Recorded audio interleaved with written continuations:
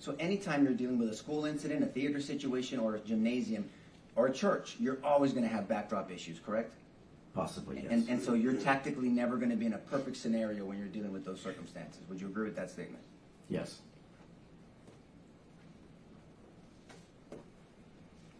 Now there was 46 seconds before the shooter crashes. There was a SUV that opens that gate. Did you see that in the funeral video? 46 seconds prior to? I do recall some activity, but I don't recall the specifics. Well, I guess my question is, based off anyone's investigation, yours, Ranger Hill, or anybody else's investigation, do you know, did anybody verify who that person was? I don't recall the specifics about that. But you agree that that person unlocked the gate and opened it 46 seconds before the shooter crashed? I do recall there being some activity there. And other Rangers testified to the fact that we wanted to make sure that there was no co-conspirators or no one helping the shooter, right? Yes. Did anybody verify that that person, who it was? Was it a teacher? Was it someone helping? Because that gate is open and it should have been locked, correct? It was generally, that would be locked. From what I recall, there was a delivery of some sort to the school, but I don't recall the specifics. Do you remember that delivery was to Amy Morin on that corner, that black truck? It was that was that delivery. Remember that? Yes. Okay, so this is something different, and I don't know who this person is. I'm asking that you or yourself or any of the Rangers verify who this person is. I did not verify. And I think it's safe to say that the shooter did not plan to crash, right? I don't know what the shooter was thinking at the time. But if the shooter didn't crash, then that gate being open would have made it much easier for them to drive all the way to the front and then to commit the heinous crime that they did, correct? If the gate was open, yes, it would provide another access point. Yes. Right, but no, but you're saying that you don't have knowledge of anybody verifying who this person is. I know that I didn't. When it comes to containment, 3 minutes in. When it comes to containment, you would agree those first 5 officers that entered the school, they contained the shooter to 112 and 111. Yes. Because if they were not there, it could be possible that the shooter could have gone to other classrooms and did the same thing. Yes. And just out of curiosity, do you have your last name is Hill? Yes. And Officer Randy Hill is spelled the same way. Any relation to him and Randy Hill? No. Okay. Thank you, Ranger. Pass the witness, Judge. State, redirect. Thank you. Ranger, would you explain to the jury what your part of this investigation centered around?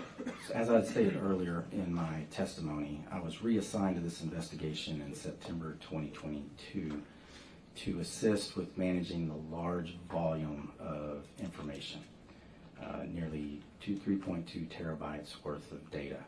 The data included 2,352 pieces of physical evidence, 779 audio-video recordings, and 11,745 photographs. I developed a database application specifically for this investigation to help build a foundation of organized information. And so if I could ask, basically your part of the investigation was the analysis of body cams? Correct. Dash cams? Yes. Videos? Yes. Dispatch? Yes. 911?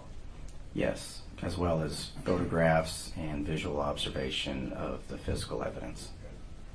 Because at the same time, there was an additional work being done as far as asking witnesses questions. Is that correct? Yes. And that was not what you were to oversee? Correct. So your testimony is about videos, audios, dash cams, things that are verified. Yes, my main objective was to extract all of the possible fact-based information, that information from verifiable evidence sources such as audio-video files, photographic evidence, or observation of physical evidence. Okay. Now I'd like to talk to you about Officer Hill Mr. Turner, microphone. Excuse me. Officer Hill, is that correct? I talked to you Yes. about Officer Hill. Randy Hill, yes. Yes. And we had played the dispatch, that a dispatch for Randy Hill was to Old Carrizo Road, Yes. and is that where he stopped? He was dispatched from to 715 Old Carrizo Road, which would populate as the main entrance to the school, which is adjacent and very, very near the intersection of Old Carrizo and Geraldine. And is that approximately where Officer Hill stopped? Yes. And on the way, he got information to set up a perimeter. There was radio traffic about a perimeter, yes. And when he was asked to set up a perimeter, does it make sense to start where Judge, he I'm was going dispatched? to object to leading, Judge. Can I let the witness answer? Sustained.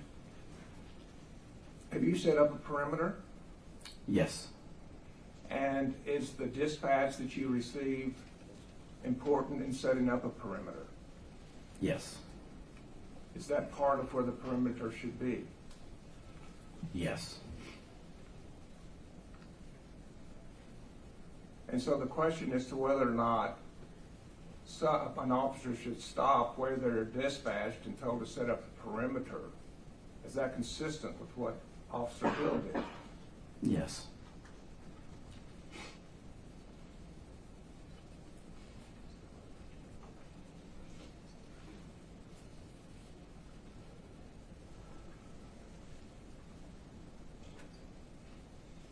And let me ask, have you been a patrol officer also? Yes. Have you been dispatched places? Yes. Could you tell us, when you get dispatched, what is important to you? The location and the nature of the call, those are the two primary factors. It's important that there not be excessive radio traffic during that time so that the most critical information can be dispatched. So when you hear that information, you follow that information? Yes, until I receive visual intelligence myself to course correct or change my approach. So once you arrive, do you continue to gather information? Yes. And as you gather additional information, you said you course correct. Explain that to the jury. Make adjustments essentially on the fly based on the real-time information that I'm able to collect. So where does that additional information come from?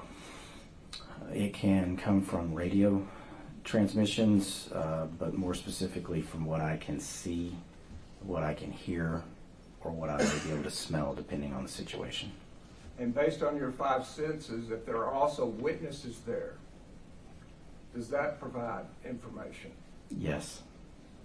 And once provided witness information, do you course correct Yes. based on what the witnesses saw Yes. and advised you? Yes. So if you get original dispatch information to set up a perimeter, but you hear shots fired, does that change your course of action? Yes. How? Once the gunshots start occurring, then it becomes an immediate direct to threat situation, and I would attempt to locate the source of the shots, but be moving simultaneously to locate sufficient cover and the location of the shots. Sufficient cover if it's available. And that's basic active shooter training, Yes. to move to the shooter, Yes. but tactically with cover. If it's available. And if you hear shots fired, but you're not sure where they're coming from, do you listen to witnesses? Yes. And if a witness points out where the shots are coming from, do you act on that information? I would, yes, I would investigate that information and attempt to verify that. And how would you verify it if you hear shots and the witness is saying they're coming from over there? I would move to the location where I hear the shots and where the witness said that the possible gunshots or shooter was located.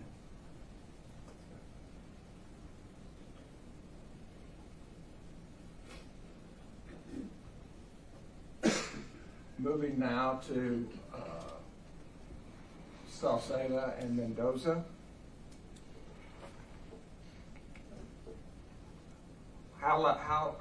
What time period did they arrive after Adrian Gonzales was there? So Adrian Gonzales parked at approximately 11:31:55. Jesus Mendoza arrived at approximately 11:32:23, so approximately 30 seconds. May I approach you? And Yes, sir. 1 second. Go ahead and say the last one.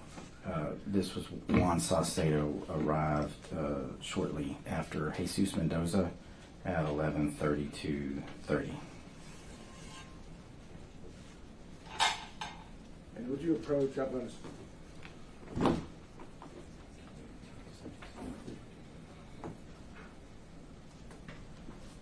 Just for the record, it's 11:32:29. I know the jury can remember, but that's not accurate. Okay, once again, ladies and gentlemen, if the question conflicts with your memory of the evidence, rely on your own memory of whatever you recall. Go ahead and proceed. If you would approach. Have a seat. If you will, again, point to us where casings were found around 102 and 104. This location right here for room 102, and this location right here for room 104. And is the parking lot consistent with what Saucedo and Mendoza would have seen? Yes, these black vehicles represent vehicles that were parked in those parking spots at the time of the event. And was there a bag full of magazines located on that west wall? Yes. Would you point that out? Is that about halfway up from the south end to the north end? Approximately. And did it take approximately a minute for the gunman to get from the south end to the north end? Approximately. So would it take approximately 30 seconds to get from the south end to halfway to the north end? At a constant or average pace, yes. And at that time, halfway, around 30 seconds, who arrived on the scene? Officer Mendoza, Officer Saucedo, and Sergeant Coronado.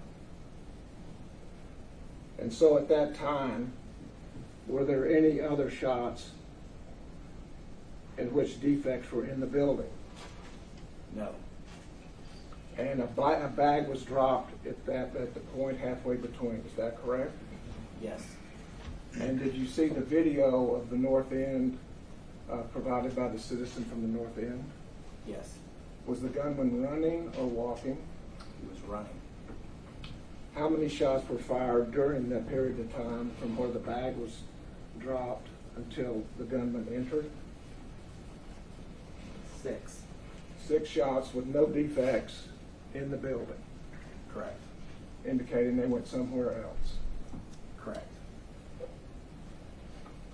Now, as to Saucedo, Mendoza, and Coronado, when they arrive,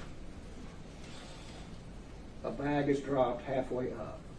Could you tell us what obstructions, if any, they had? Looking from their perspective, especially depending on their stance, and by observing Sergeant Coronado's dash camera, there's some kneeling, squatting down, attempting to take cover/concealment behind their vehicles. So one squatted behind the vehicle, I believe they all did at some point. okay? And it would have been, there was a lot of movement here to try to find what I would imagine is the most tactical position. And from that position, the vehicles in the parking lot could present a possible obstruction. The vehicles in the parking lot, starting about halfway up and going all the way into their entry to the door almost. Correct. Either this row or this row. Correct. And there was a fence here. Specifically here, there was a piping fence that was damaged as a result of the crash. And was there also a chain link fence? Yes, Does that partially obstruct you? possibly, yes.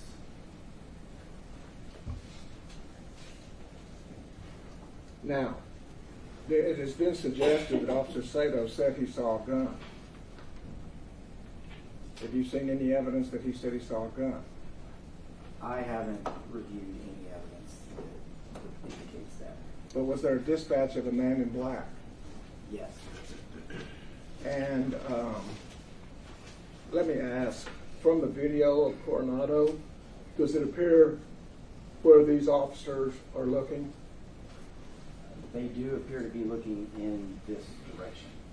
Do they? Can you tell where their eyes are scanning? I cannot. I can only look at where their head is facing. Okay. And are they also looking over this vehicle, Officer Soseto's vehicle? Yeah, yes. There was movement around these vehicles, and at one point, Officer Mendoza and Sergeant Coronado were on the driver's side of Officer Mendoza's vehicle, and Officer Saucedo was at the rear driver's side of his vehicle. Okay. And so if Saucedo said he saw a man and he saw a description of the gunman south and west of the building, what is south and west of the building? The southwestern portion of the building would be this location, right here. It would not be up here in the north and west. That's not the southwest part of the building, that particular area. And what color uniform did Adrian Gonzales wear that day? There's a dark blue shirt and pants. Dark blue, Yes. almost black. Yes. And he asked permission to fire. Which were you referring to? Saucedo? Based on what I've been told in court. Yes. And for the record, the distance here, I believe is testified, is 130 yards. I checked the measurement during the review process, and using Google Earth, it was approximately 130 yards from the center of this intersection to the west wall of the fourth grade building.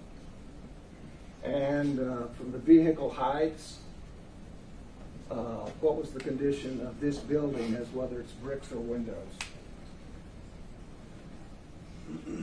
From this location, taking these vehicles into consideration, the windows were the only easily viewable part of this area. And this was confirmed. We received dash camera video for the vehicle that Juan Saucedo was driving.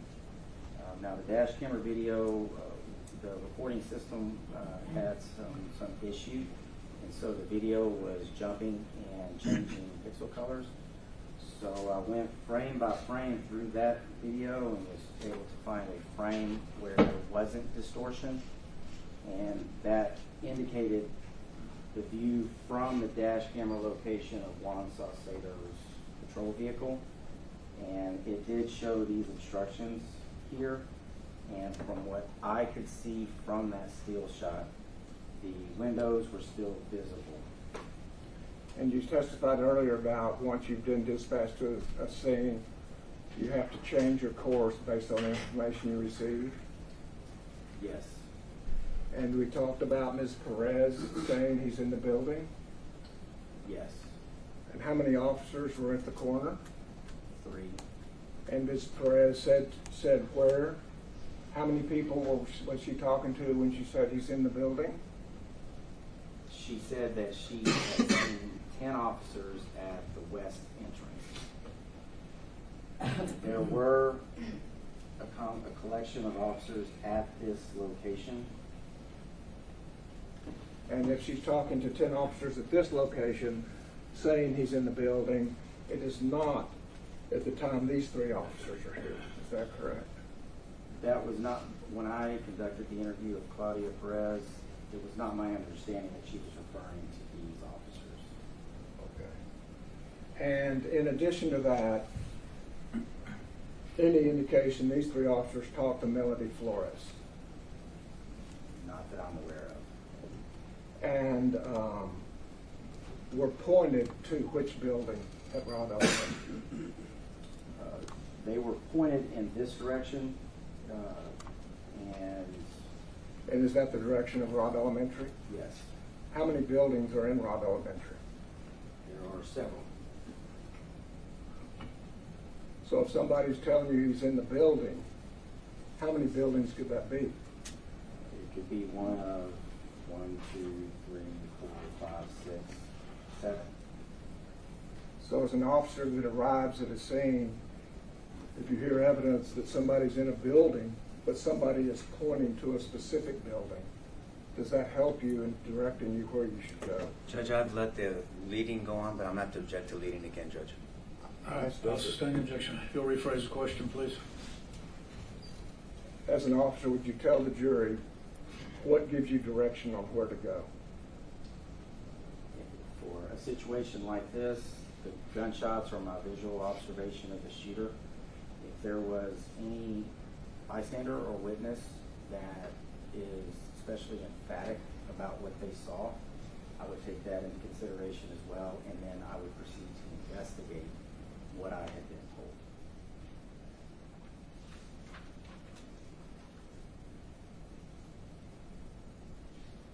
Thank you.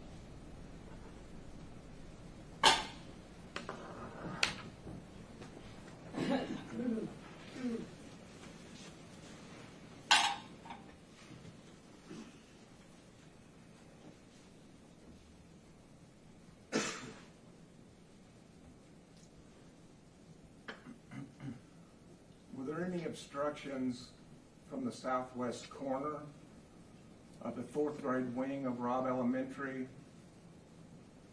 down that line headed north to where the west entrance is? Not until the electrical box, which would have been closer to the west door entrance.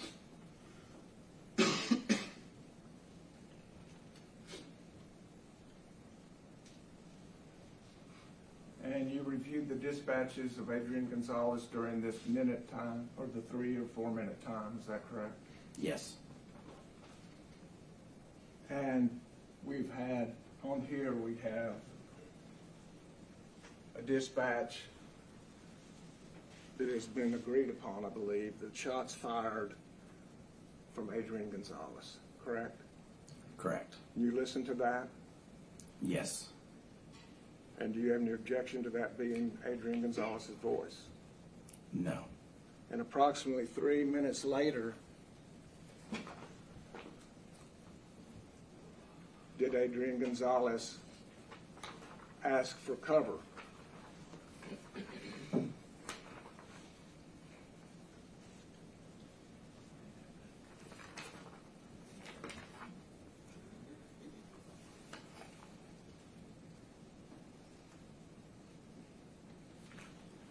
Approximately.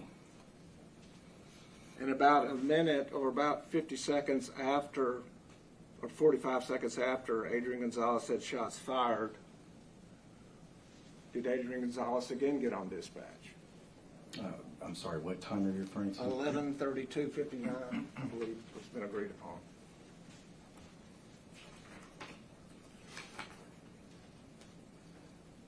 Yes. And was the substance of that dispatch, he's wearing black, he's over by the teacher's parking lot? The 3259 was going to be on the west side, or I'm sorry, I'm going to be on the west school, on the west side of the school by those vehicles. The 11:33:09 approximately. He said supposed to be wearing all black, all black. And then when Sauceda and Mendoza arrived at Coronado, was there also a dispatch from Adrian Gonzales?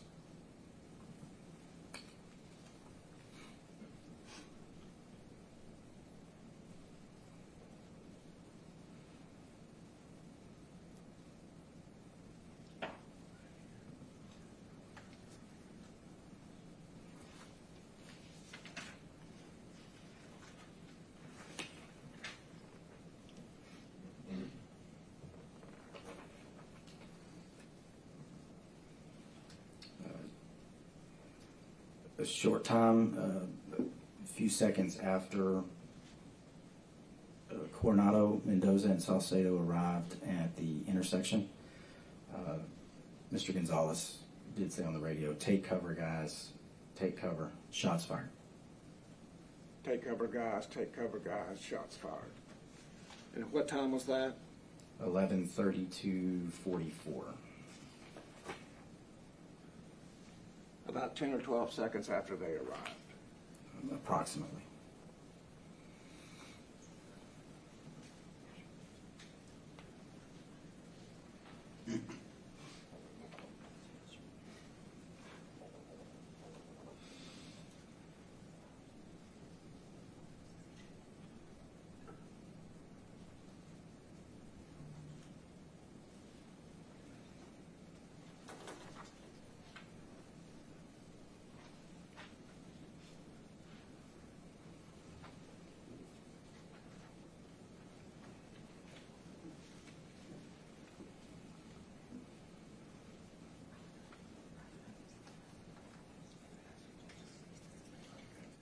Just for the record,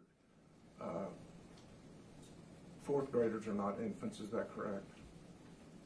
Correct. Would not be taken to an infant care provider. Correct. Pass the witness. Judge, I understand your ruling. He's just testified to two pieces of information that are not in his critical timeline. Scope of the redirect only. Go ahead. Thank you, Judge. Now, you testified that asking for cover, that Adrian Gonzales asked for cover, correct? Just answer that question first so we can save time. He does have radio traffic. Hold on. Answer my question, please. Did you testify that Adrian Gonzales asked for cover, correct? Yes, at one point, yes.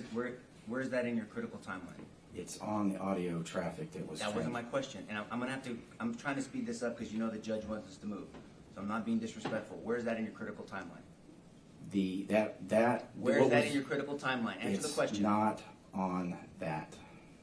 It's not in your critical timeline, correct? It's not in the one turned over to the DA. So there's a separate critical timeline that you're saying that the DA has, the government has, that we don't have, because that's not on mine, right? There was additional information. We continued analysis after the Can you report was please listen? turned over. Sir, I'm sorry. Listen to my questions. I know you want to say a lot.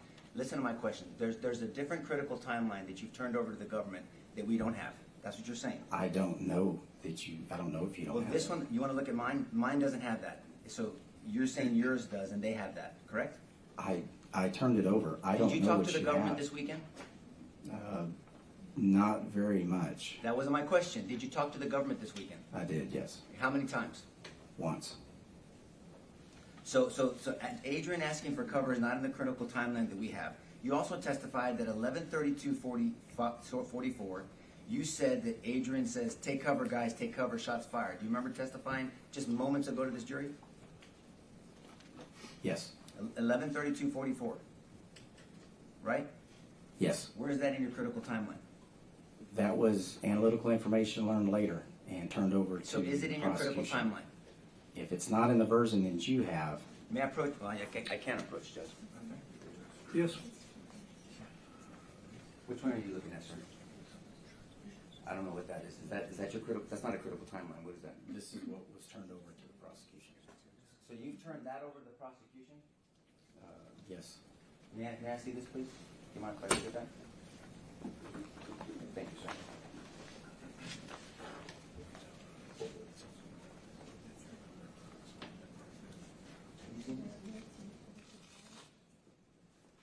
So, if I represent to you that none of us have seen that we've seen this. Objection, Your Honor. They've been provided the dispatch. No, Judge, we have not. They're misleading the jury. No, I'm not, Judge. How dare you say that, Jim? Excuse me, wait a minute. What did I just tell you? I'm sorry, Judge. What did I just say?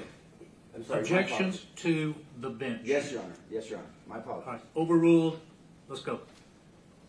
So this is what we have. It's not in here. You agree?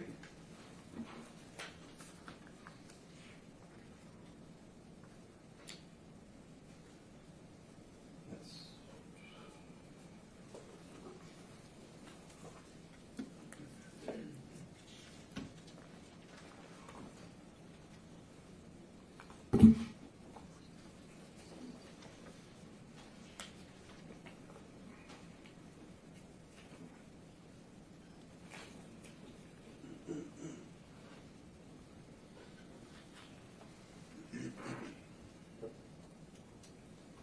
this was created, this is going to be the radio file. Remember I said that there's an approximate 2-second variance? Okay, so there's an approximate 2 seconds. So we don't have but you're testifying specifically to this jury, and I have to figure out an approximate 2-second variance? You do have the radio traffic. No, I don't. Does it say 11:32? I'm going to object to that, but will you approach the bench, Your Honor? Okay.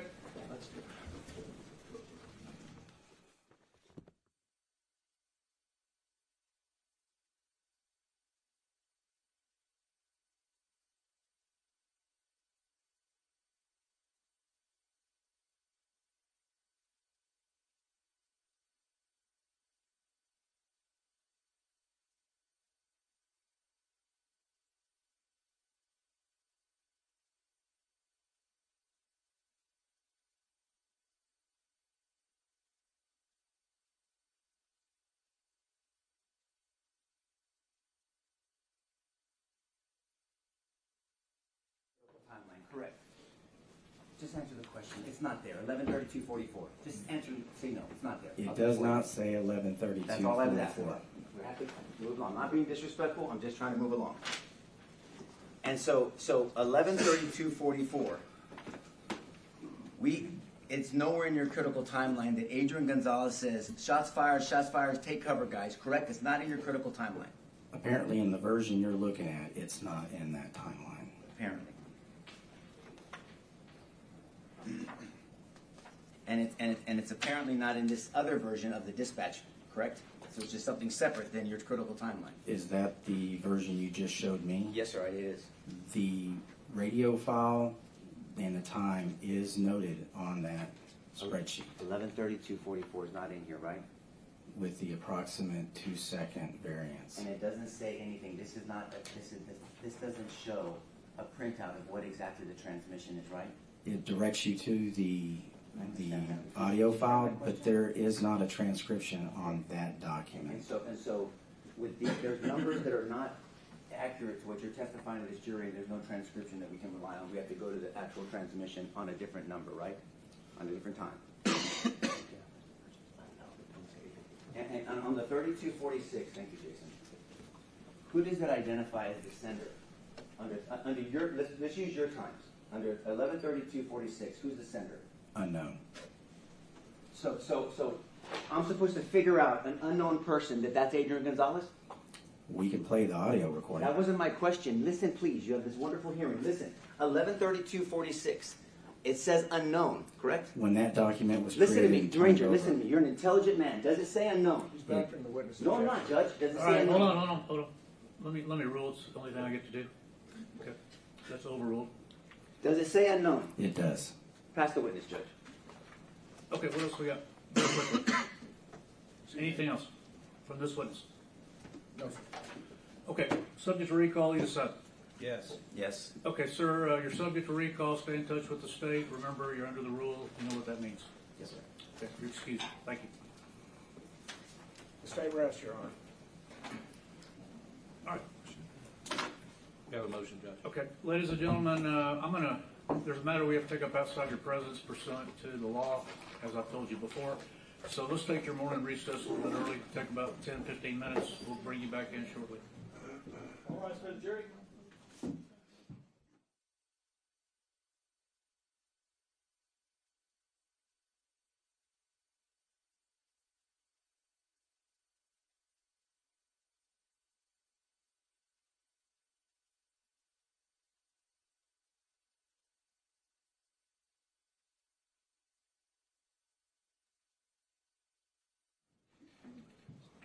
All right, let the record reflect we're outside the presence of the jury.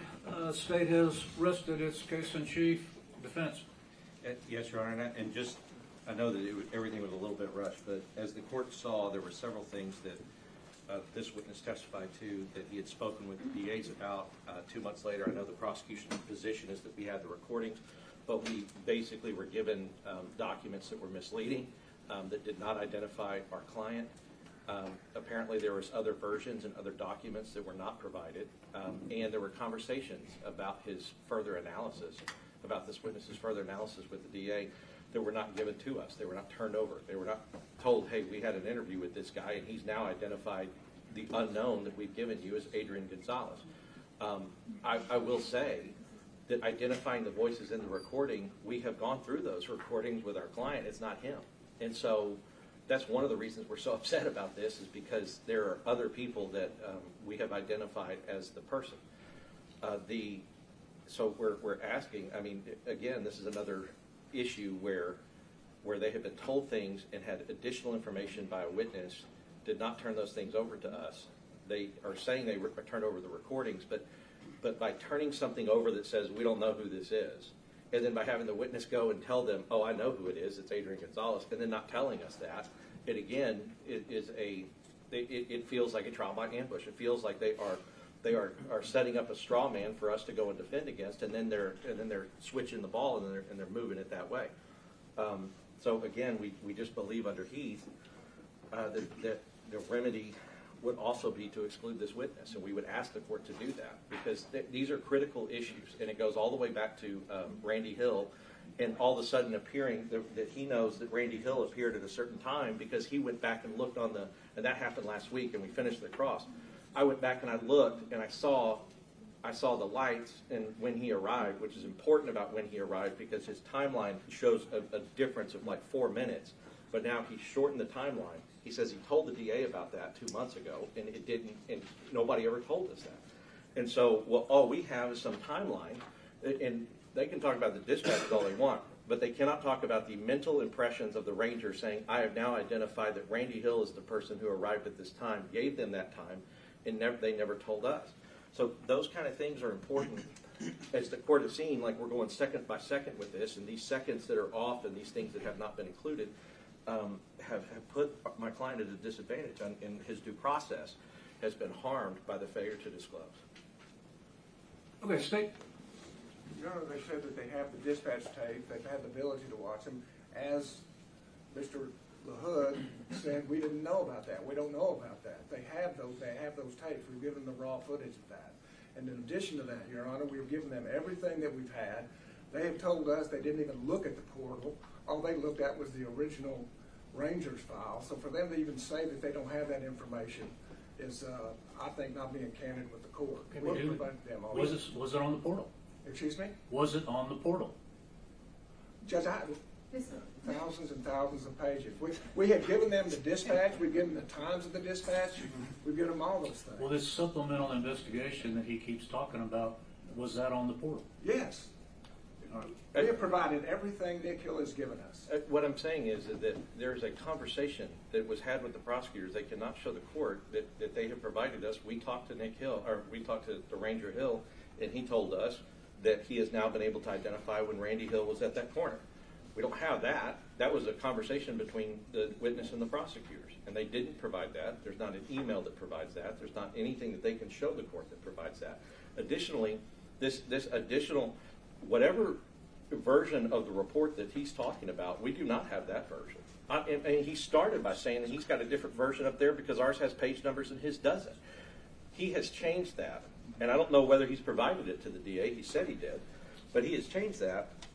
I mean, the only thing, we have the information that we were sent about other witnesses, but none of them include anything about that kind of information. So specifically in regard to Officer Hill and to identification of Adrian Gonzales on the transmissions, was that provided to the defense in the portal or otherwise? I can say that Coronado originally told us that it was Adrian Gonzales, so that's the operation that we've been going under, Your Honor. As far as specifically that, you're asking me to go back over. Yeah, those two fairly significant items. Those two, I'm specifically asking about those two because they're significant. I can't represent the court now. I have to go back and look at all that. I would need time to do that. I'm glad. Well, what is your request as I instruct him to disregard this officer's testimony under Heath? Is that what you're asking? Yes, Your Honor. Okay, I'm going to deny that. My suggestion is for purposes of whatever happens on appellate remedies, et cetera, motions for new trial, I get on it and look for that. Okay. Again, the state has rested. We're outside the presence of the jury. Did you have another matter you want to take up? Yes, Your Honor. Do you have a copy of the amended, the second amended indictment? I do. Well, okay. I've seen it, but I don't have it. Yes, Your Honor. Just to remind the court, I guess our first issue, it's all a legal sufficiency issue, and it's a legal sufficiency issue that's sounded in and based upon the idea of a duty. So, one of the things in the indictment is that the state has alleged that our client has a duty under Article 606, under Article 605, and under the Texas Education Code 37.081. The state has not produced any evidence of these statutes. We do not have any witness to testify about it. The jury cannot determine what the statute, how the statute would apply. If there is a duty, it's not even in front of it. It's not even in front of the jury. So they have not provided any evidence of these statutes and what their content is. Now, theoretically, the court's going to have to put those statutes in a jury charge, but that'll be the first time the jury's ever seen it. And so our first issue is that they have not established the duty about which they have put specifically in their indictment. They've not established, there's been no evidence at all throughout this trial, throughout the state's case, that discusses or talks about or even judicially notices these statutes. And so the jury will not be able to, based upon the state's case, will not be able to sufficiently apply the statutes to the law. That's our first issue. The second issue is that the indictment has witness one as the person who supposedly gave the information, then based on having that information from witness one, alleging that Adrian Gonzales failed to do these things. Throughout the entire case, witness one was not identified. And the reason that that's important is that there were probably 3 or 4 witnesses that gave Mr. Gonzales information. And the analysis and the jury's analysis would change based upon who that witness one is. Is it Coronado saying I think he's in the school? Is it the dispatcher talking about where they think it is, heading towards the school with a gun?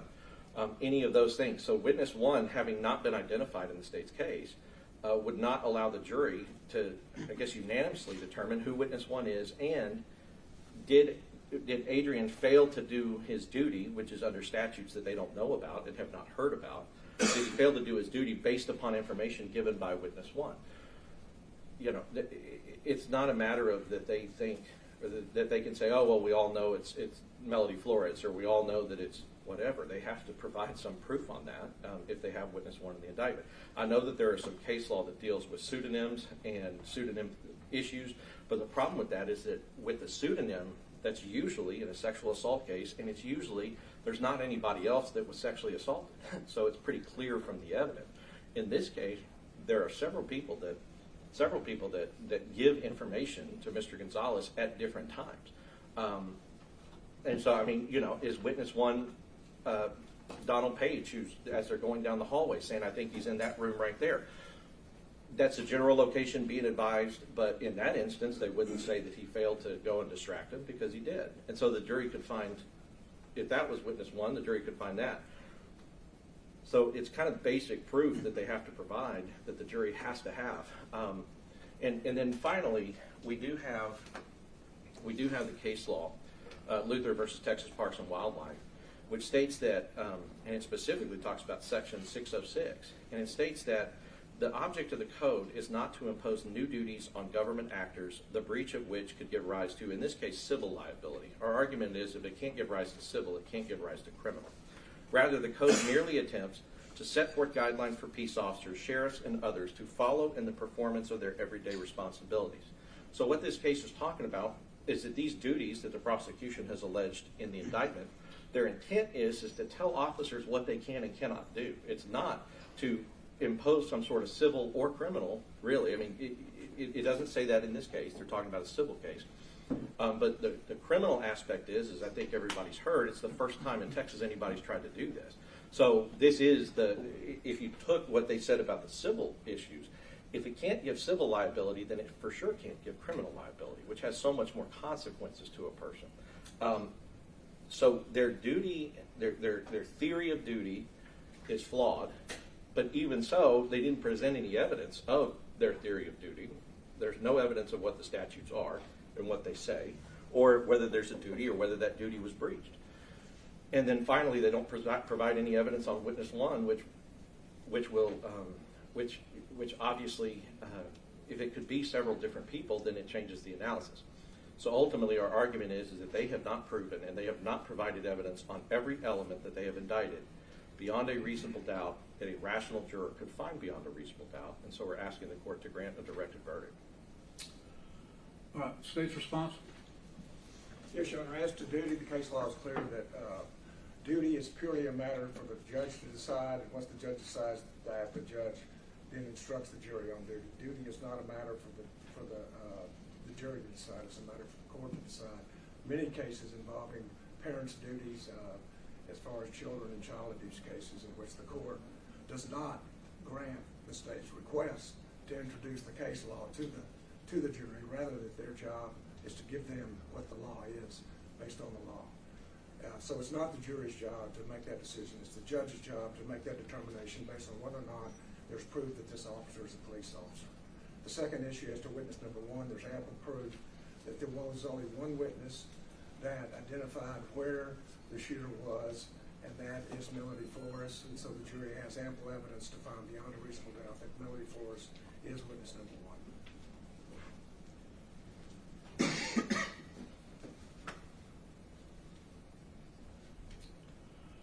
All right, I'm going to overrule the motion for instructed verdict at this time. So you ready to proceed? You need time?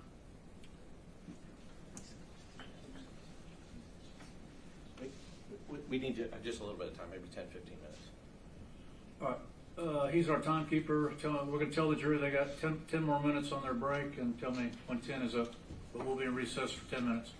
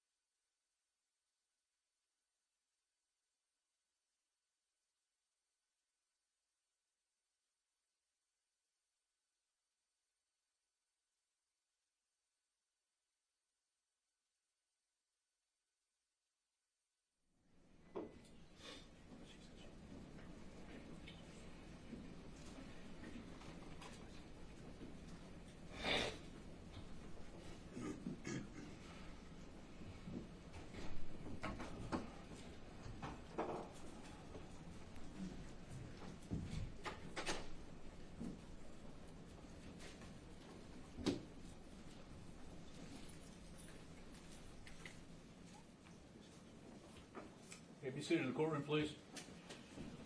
Members of the jury, state has rested its case in chief. The defense has called its first witness, and she has been sworn outside your presence. You may proceed when you're ready. Thank you, Judge. Yes, ma'am. First, could you just please introduce yourself to the jury? Claudia Isabel Rodriguez. And I guess, Ms. Rodriguez, I want to start by setting up why you're here and what involvement you have. So can you please tell us at the time in 2022 where you worked? Hillcrest Memorial Funeral Home, secretary. All right. And we have heard somewhat about that funeral home. Can you tell us in relation to Rob's school where that funeral home is located? It's located on Geraldine between Perez and Grove. In its location, are you able to stand in your place of business where you work and look out and see Robb Elementary? Yes, sir. And the side specifically of Robb Elementary, what side of the school are you able to It's see? the back of the school where the soccer fields are. Okay. And would that include what we've heard of as the teacher parking lot, or that parking lot that's around there with the cars and everything on the back side of that building? That is correct. All right. So I want to go through and just tell the jury, from your perspective, tell the jury what happened that morning, starting with the crash. So I'm at my desk. I hear a loud noise. Look to my cameras. I do not see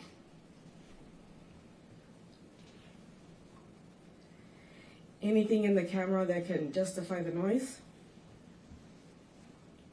So at this time, I want to get up and go check the premises because it's possible that there's a crevice in the camera that maybe didn't or can't reach or show. When I stand up from my desk, through my window, I could see that I know now the top of a truck. I run to the lobby where my two coworkers are at, and I ask them to come help call 911 for a car accident at the ditch. And so we've heard from Mr. Limones. Can you tell us who Mr. Limones was and what he did at the funeral home? Mr. Limones was a funeral attendant at the time. All right. And so you've had them call 911. What did you do next? Gilbert Limones and Cody Briseño are running out the door with me behind. Gilbert Limones is already on the phone before we exit our door with 911 to initially tell them it was a car accident. And did you find out that it was more than a car accident? Yes. Tell us what happened then. Well, upon the gentleman running across the street to Geraldine upon the sidewalk of the ditch, my two coworkers are asking if he's okay. He never says anything. He's trying to ajar the driver door, but because of the impact, he cannot. So he crawls over to the passenger side and exits the vehicle. And after he exited, can you give us an idea of like how close you are, how close Mr. Limones is? The two gentlemen are at the sidewalk, at the ditch, at the sidewalk. I am across the street on our curve still, if you will, at the funeral home, but at the end of our property there. And then you said he exits the passenger side. Exits the passenger side. What happened next? The gentlemen are still asking if, does he need help? Is there anybody else? Again, quiet, doesn't say anything. I can see him reach in through the passenger window pulling up an object, like straight up. And that's when Cody Briseño screams out, he has a gun. And when that happened, do you know if anybody was on the phone with 911 from the funeral home? Yes, Gilbert's on the phone. Okay. Still. So Gilbert's on the phone. I guess when you said, hey, there's been a wreck, somebody needs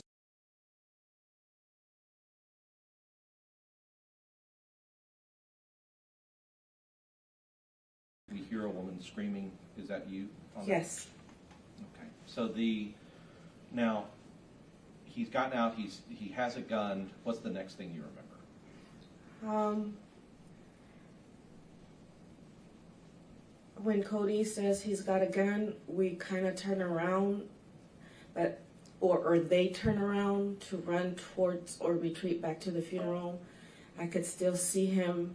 He does not have a clip in the gun, so he loads the gun with a clip and then shoots at us. And what did you do? You and I guess all of you. What did you do as he starts shooting? We retreated into the funeral home, thinking maybe he's following. Sure. I think originally, if I understand what you're saying, originally you thought this guy's about to come in the funeral home after us. Yes. And you were reasonable to think so, obviously. While you were there,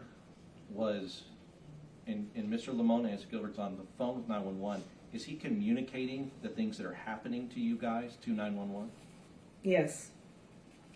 While you were there, and when you can look into the ditch, and obviously Mr. Limones was closer than you, could you Yes. tell what he was wearing? What colored clothing he was wearing? Yes. And were you, meaning you and Gilbert and the people there, trying to communicate the clothing he was wearing and the color to dispatch? I believe Gilbert is trying to describe, yes. Now, when he came out of the car with that gun, were you able to realize that this was a rifle and not a pistol? Correct.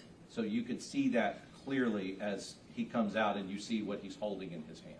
Yes. And you said that he didn't have a magazine in, so he loaded. Correct. Okay.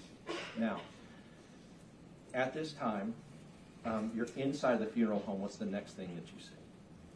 So Gilbert is now telling them that he shot at us and that he is jumping the fence.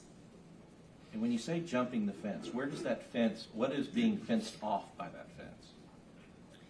It's the fence that ends the property of the school at Robb. Okay. And so when he jumped that fence, what's the next thing that you saw the shooter do? He grabbed what he tossed over the fence and started walking the paved little sidewalk to the teacher parking lot. And so when you saw him, could you see him from the funeral home? Could you see him clearly? Yes. And just to describe for us, are you like looking out of like glass doors? Or are you looking out of a window? I am back at my office watching him. And as you're watching him and looking from your office, I guess there's a window in your office. Yes. And as you're looking, you're watching him just slowly walk towards the school. Yes, sir. And you said he goes to the teacher parking lot. So I want to ask you about that. Was there a time that, I guess when you see him go to the teacher parking lot, well, just describe for the jury what you saw him do when he got there. So before he gets to the parking lot, I remember him, obviously his back to me. He's wearing a cap, a black hoodie. He removes his cap. He shakes out his hair and replaces his hat or cap on his head. Walks to the teacher parking lot where he takes cover, if you will, behind or on the side of a white parked car. And when you say he takes cover, is he, from where you can see, is he shielded, does he shield himself from view for a certain period? Yes. Now, just because he's shielded from maybe others' view, are you still able to have a line of sight to Yes. the shooter? Yes. What is he doing when he's He there? is reloading. And so, Your Honor, may I approach the witness? Sir. Yes, sir. I know, it's been a while since I've done it, so I've never gotten allowed us to do it. I'm showing you defendants 12. Now, you talked about one of the first things you did when you heard the wreck was that you looked at your you said your cameras to see if that Yes. would explain it. Yes. So you have familiarity with the cameras that were at the funeral home at the Yes. time. And have I showed you a little clip that's very much zoomed in and very pixelated of one of the camera angles and views from your funeral home? Yes. All right. And is that contained on defendants 12? Yes. Your Honor, we offer defendants 12. Okay. All right. May we Submitted. post to the jury? Yes.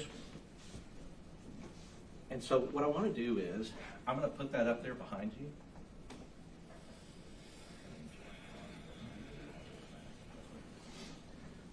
I'll tell you.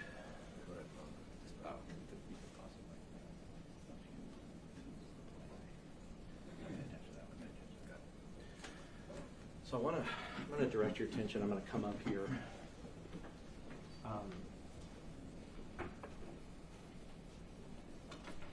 Like I said, it's very pixelated.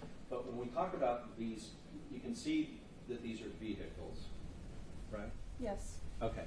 And so when you're talking about the vehicles in that parking lot, these would be kind of the ones towards the right side of the parking lot, like I guess closer to the funeral home than the ones over. Yes.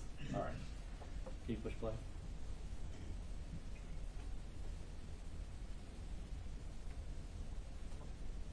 And now, focusing your attention here. You see this figure walking right here? Yes. Okay. Is this the person that you saw that you identified as the shooter? Yes. I want to watch.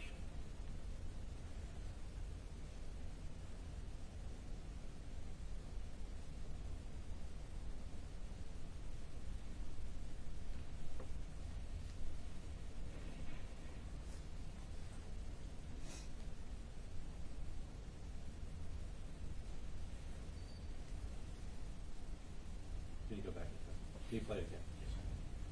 It's very hard to see because it is pixelated, as Ranger Hill told us. I want you to watch to see if you can see a white car that runs up that side.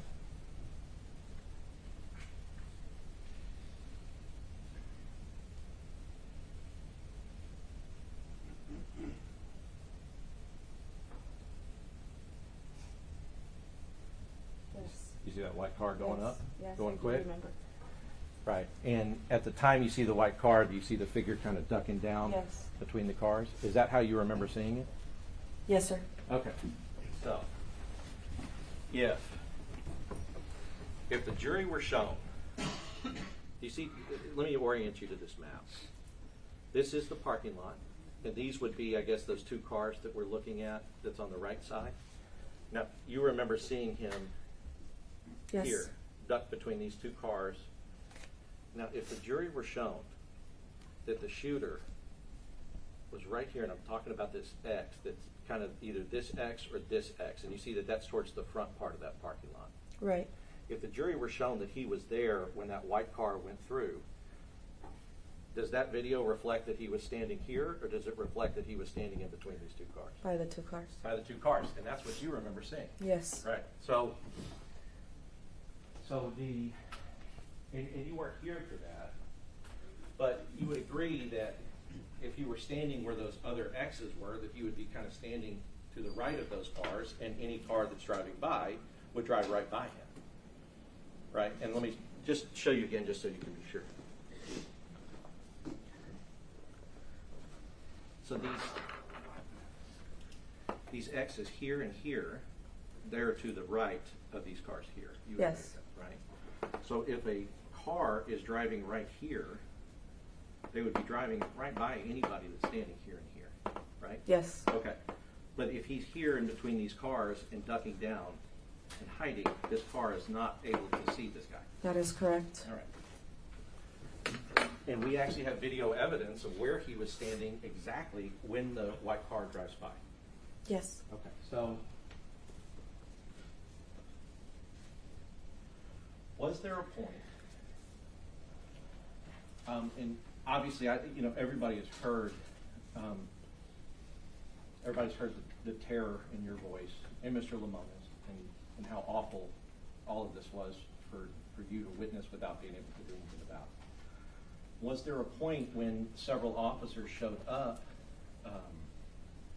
They showed up to, I guess they were kind of there next to where you guys were at the funeral. Yes, that is correct. All right, and did you personally attempt to communicate with those officers what you had seen and what you were still seeing and witnessing? Yes. Tell us about that. Gilbert and I are yelling at them upon their arrival and after they exited their car that he's already inside. Okay. And so you're telling them that he's inside. Yes. Were you pointing to the area where you Yes. went inside? Yes. So and if we could see on this map,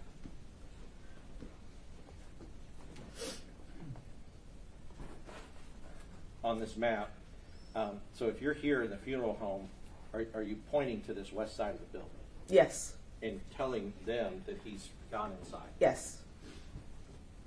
Did the officers that you talked to, how many do you remember being there? 2. Two. And you, look, if I could just show you, I think when we spoke, can you show us, you remember them being here on this street or around? Well, actually, they're parked here in front of the Geraldine fence to the school. Okay. But this is Bettis. Got it. So, like, right across. And that's where you remember. And there were 2 officers. You told them, and did those officers then go immediately to where you told them and run inside the building? No. What did they do? I believe, if I remember correctly, they got back into the car and went around the school Okay. towards the front of Rob. Okay. Thank you for being here. I appreciate it, Judge. I'll pass the witness. No questions. Recall, Leader Sutton. No, Your Honor. No, Your Honor. Okay, ma'am, you are excused from the subpoena and you are not subject to recall. We would ask that you not talk to anybody about the case until you're aware the trial's over. Thank you. Thank you very much.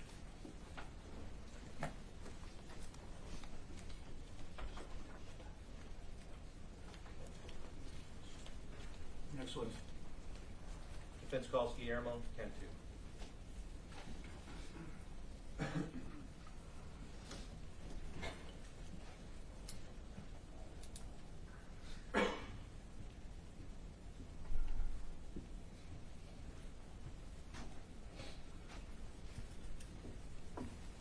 All right, sir, would you raise your right hand, please, for me? You do solemnly swear the evidence in the testimony given this cause will be the truth, self you got. Thank you, sir. Have a seat and adjust that microphone if you need to. All right. You may proceed.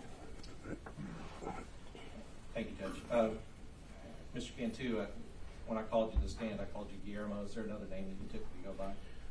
I go by Willie. Okay, so if I call you Willie or the state calls you Willie, you'd be okay with that as well? Anything you want. Sure, thank you, sir. So I want to start by giving the jury an understanding of why you're here.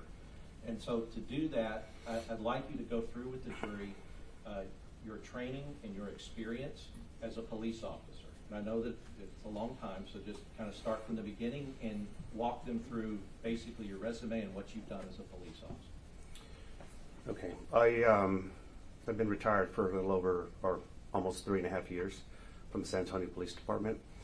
I graduated the police academy in 1989 and was stationed in the south side of town, B shift, which is a 1 to 11 type of shift.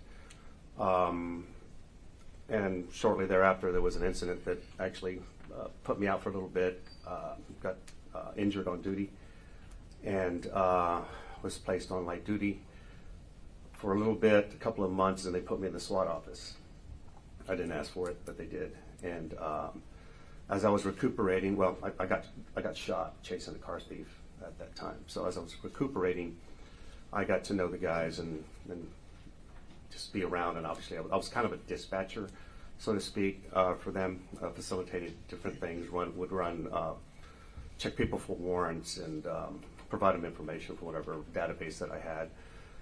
Then when I went back to patrol, there was an opening on SWAT, and I tried out, and I didn't make it initially. There were 2 openings, and that was fine. I only had 3 years on. I was pretty much a rookie. And then one came up, and I was selected to go to the SWAT team. From the SWAT team, I was there for 17 years. And obviously, you start out as a rookie to begin with. You're trying to learn everything as much as you can. They're putting you through training, whether it be from the officers that are there present that already know this experienced guys, or they send you to training schools, as you guys have already heard from other testimony. It seemed at that point that they had like an open checkbook. They were sending me to training after training, which was fine. And then obviously through, you validate that training through on-the-job experience and activity. And of course things evolve, tactics evolve, and you just try to learn to do your job as best as possible. We did a lot more than pretty much what's going on now. We ran a lot of warrants, whether they be arrest warrants or narcotic search warrants, and they were all no-knock warrants. And I know that's kind of controversial nowadays, but that's all we ran. I was not a bigger person. I wasn't necessarily a breacher at the time. I was more of a point guy, and somewhere in between, up in the front. We used the ballistic shields a lot back then because we did a lot of deliberate entries, meaning slow and methodical as you're doing building searches. And then again, things evolved.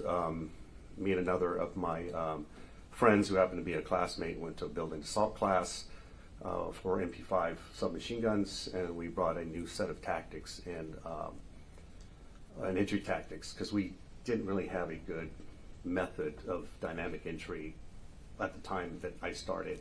We were still evolving, and it was called immediate threat, and we transitioned to that. And so me and my colleague taught the rest of the team that. And then I began to get specialized. I was distraction device, less lethal instructor, chemical agents instructor, shield instructor, things like that. Other people did other things. You had snipers, you had breachers. We were somewhat trained in breaching, but we had the big boys to do that. We had enough of the people. And then I went back to patrol for a couple of years, and then I was asked to go to a covert unit. And mind you, I'm still a patrolman at the patrolman's rank, and I'm asked to go to this covert unit called ROPE, Repeat Offenders Program. And as a uniform, not necessarily a presence, but we were kind of the ones that would stop the vehicles, knock down, and I'm using general terms, approach and arrest people in open areas and things like that. And obviously search them and transport them and things for the covert detectives that were there.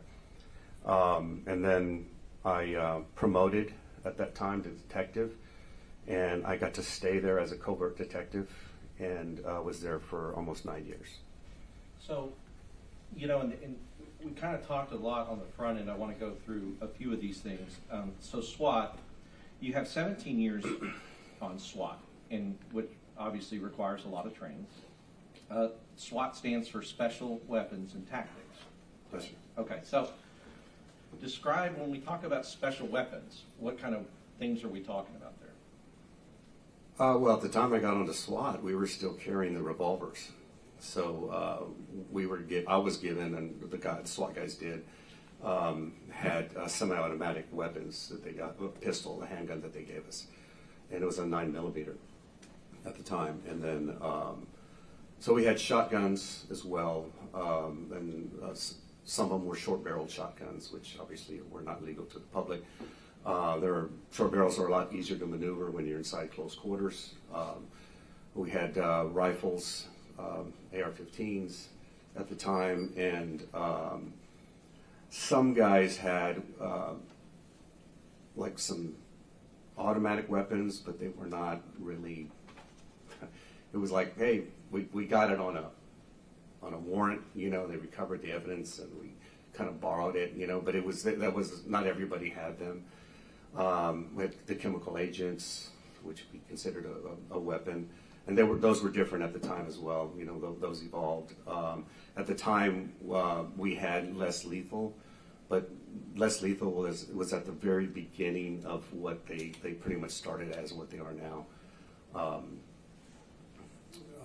Breaching material was also pretty basic as well.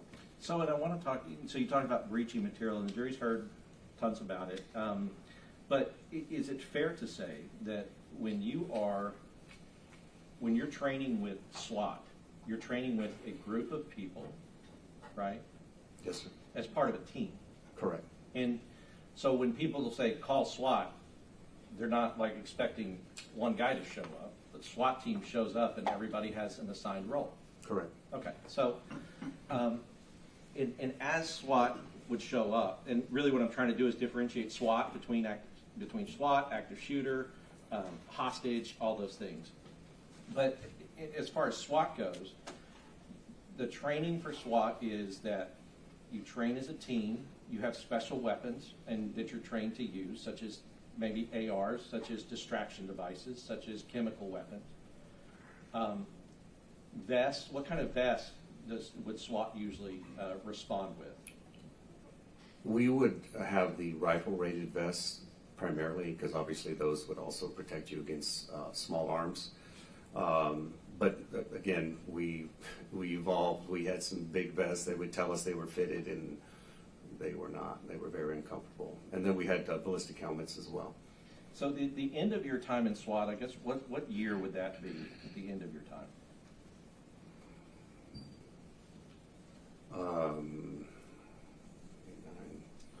I'm not good with math necessarily, but Well, if you've been retired 3 years. yeah, I retired in 2022. Right. So, and the incident that we're talking about, the Robb Elementary mass murder of these children, happened in 2022. Right. So I want to focus your training, SWAT training, things that you might have known, like how the SWAT teams existed at the time towards the end of your career, right? So the things that, I guess the way that people were trained and everything else with SWAT. So the idea with SWAT, or anybody who's received SWAT training, would be like you're going out as part of a team with your rifle-rated vest and your helmet and your rifle-rated shield and your AR-15 and your rifle and all of those things, right? Correct. Okay. So, and I mentioned that because the prosecutions mentioned that, you know, Adrian had SWAT training or whatever, but that would be a totally different kind of scenario than the one we're talking about here that was happening that day at Robb. Right. I mean, SWAT training is an evolution. You start, obviously, from the beginning, and you're selected, at least in San Antonio. You actually go through a tryout. They have whatever kind of analysis that they do on you, and that evolved from the time that I started as well. It just so happened when I went through, they were hosting a basic SWAT school at the time, and they said, well, what better way to evaluate these applicants than to put them all through the basic SWAT school. So we went through pretty much a week-long analysis to be selected for that spot at least. But they couldn't do it every time there was an opening on SWAT. Sure, and I mean, so it's a unit that is highly trained as a team for special weapons and tactics that you're assuming that whenever you guys roll out as a SWAT unit, you're rolling out with all of this equipment that you would normally have and have trained with, right? Right. Yeah. Now, of course, you know, Willie Cantu, who just comes upon a situation. You may be SWAT trained, or you may have gone and be on the SWAT team, but if it's just you, obviously things are going to be different. You would agree with that? Right. You do kind of you get into a mode sometimes if you're doing a lot of operations with the team, like warrants, or a lot of times we did crowd control and things like that. You get this kind of this commonality that you're operating with other people. And then and the good thing about us is that we did do directed patrol. We were proactive when we were doing high-risk warrants or critical incidents or training. They put us out in the hot spots of San Antonio, and we were in police uniform. We were in slick top cars where we had the lights were in the grill, and it was like go look for trouble, and we were bound to make arrests and things like that. And so I want to talk a little bit about your experience. You told the jury that pretty soon after you started and became a police officer, you were shot in the line of duty. Yes, sir. All right. Have you had other experiences that would be considered high-stress experiences? Many. And have you been trained on how stress can affect a police officer or a normal person that's going through traumatic or high-stress experiences, like how it affects their senses? I wouldn't say train necessarily. You just kind of figure it out. I mean, yeah, you hear people say, hey, take deep breaths, try to focus on this and things like that. But I experienced those things where I started out being that guy, like, all over the place initially. And as you do things more often and then you train more and more, you get more confident in your abilities. And there's so many things that are going on, handling the weapon, where you position it, whether it be a pistol or a rifle, obviously making sure to be safe to the people that are around you, including the people you're pointing it to, your foot movements, your communication, where you should be looking. You get very comfortable with those things, and that lessens your stress when you're involved in a what might be considered a stressful incident. And a lot of times, if you've been there before, that also helps, and it's even better if you were successful that time before. So somebody who has not necessarily been in that kind of situation, and it sounds like from your career, you were part of units that would intentionally be in high-risk, high-stress situations. Yes, sir. All right. So somebody who had a career like yours in a major city with repeat offenders and no-knock warrants and all of those things, you would go through and have those experiences more often.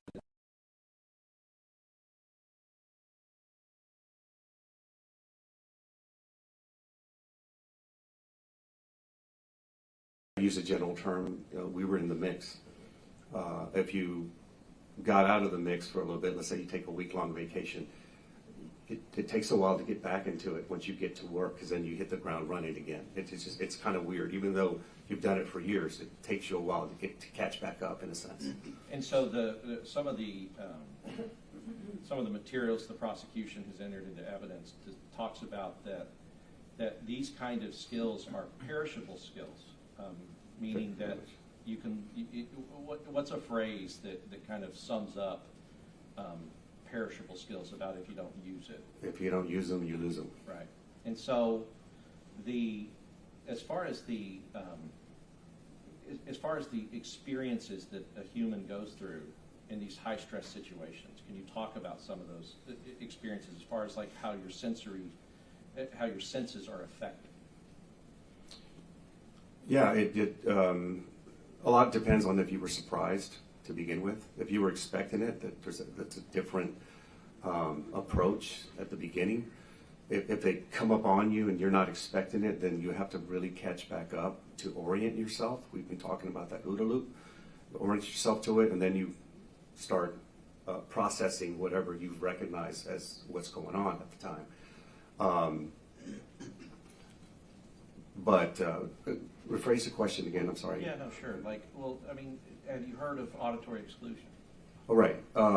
That auditory exclusion, and that doesn't happen all the time. You lose your fine motor skills. You become very aware. Like we've had people say, "Well, he pointed a gun at me," and because they're so stressed, describe the gun as a big gun, but because their eyes zoomed in on that gun, and it was not a very big gun. It's just perception distortion is what it is.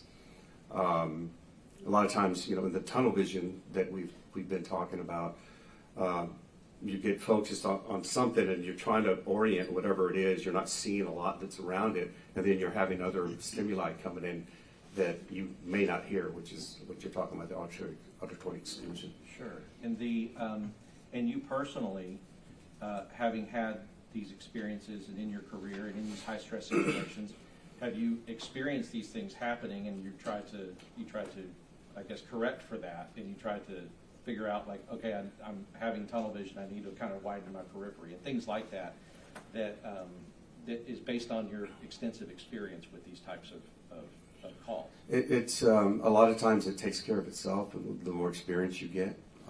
Like I tell people, and it's not a boastful claim. I mean, I've seen pinpoint. I'm trying to think of the word. I just lost the word. Accuracy? No, I can't believe I lost the word.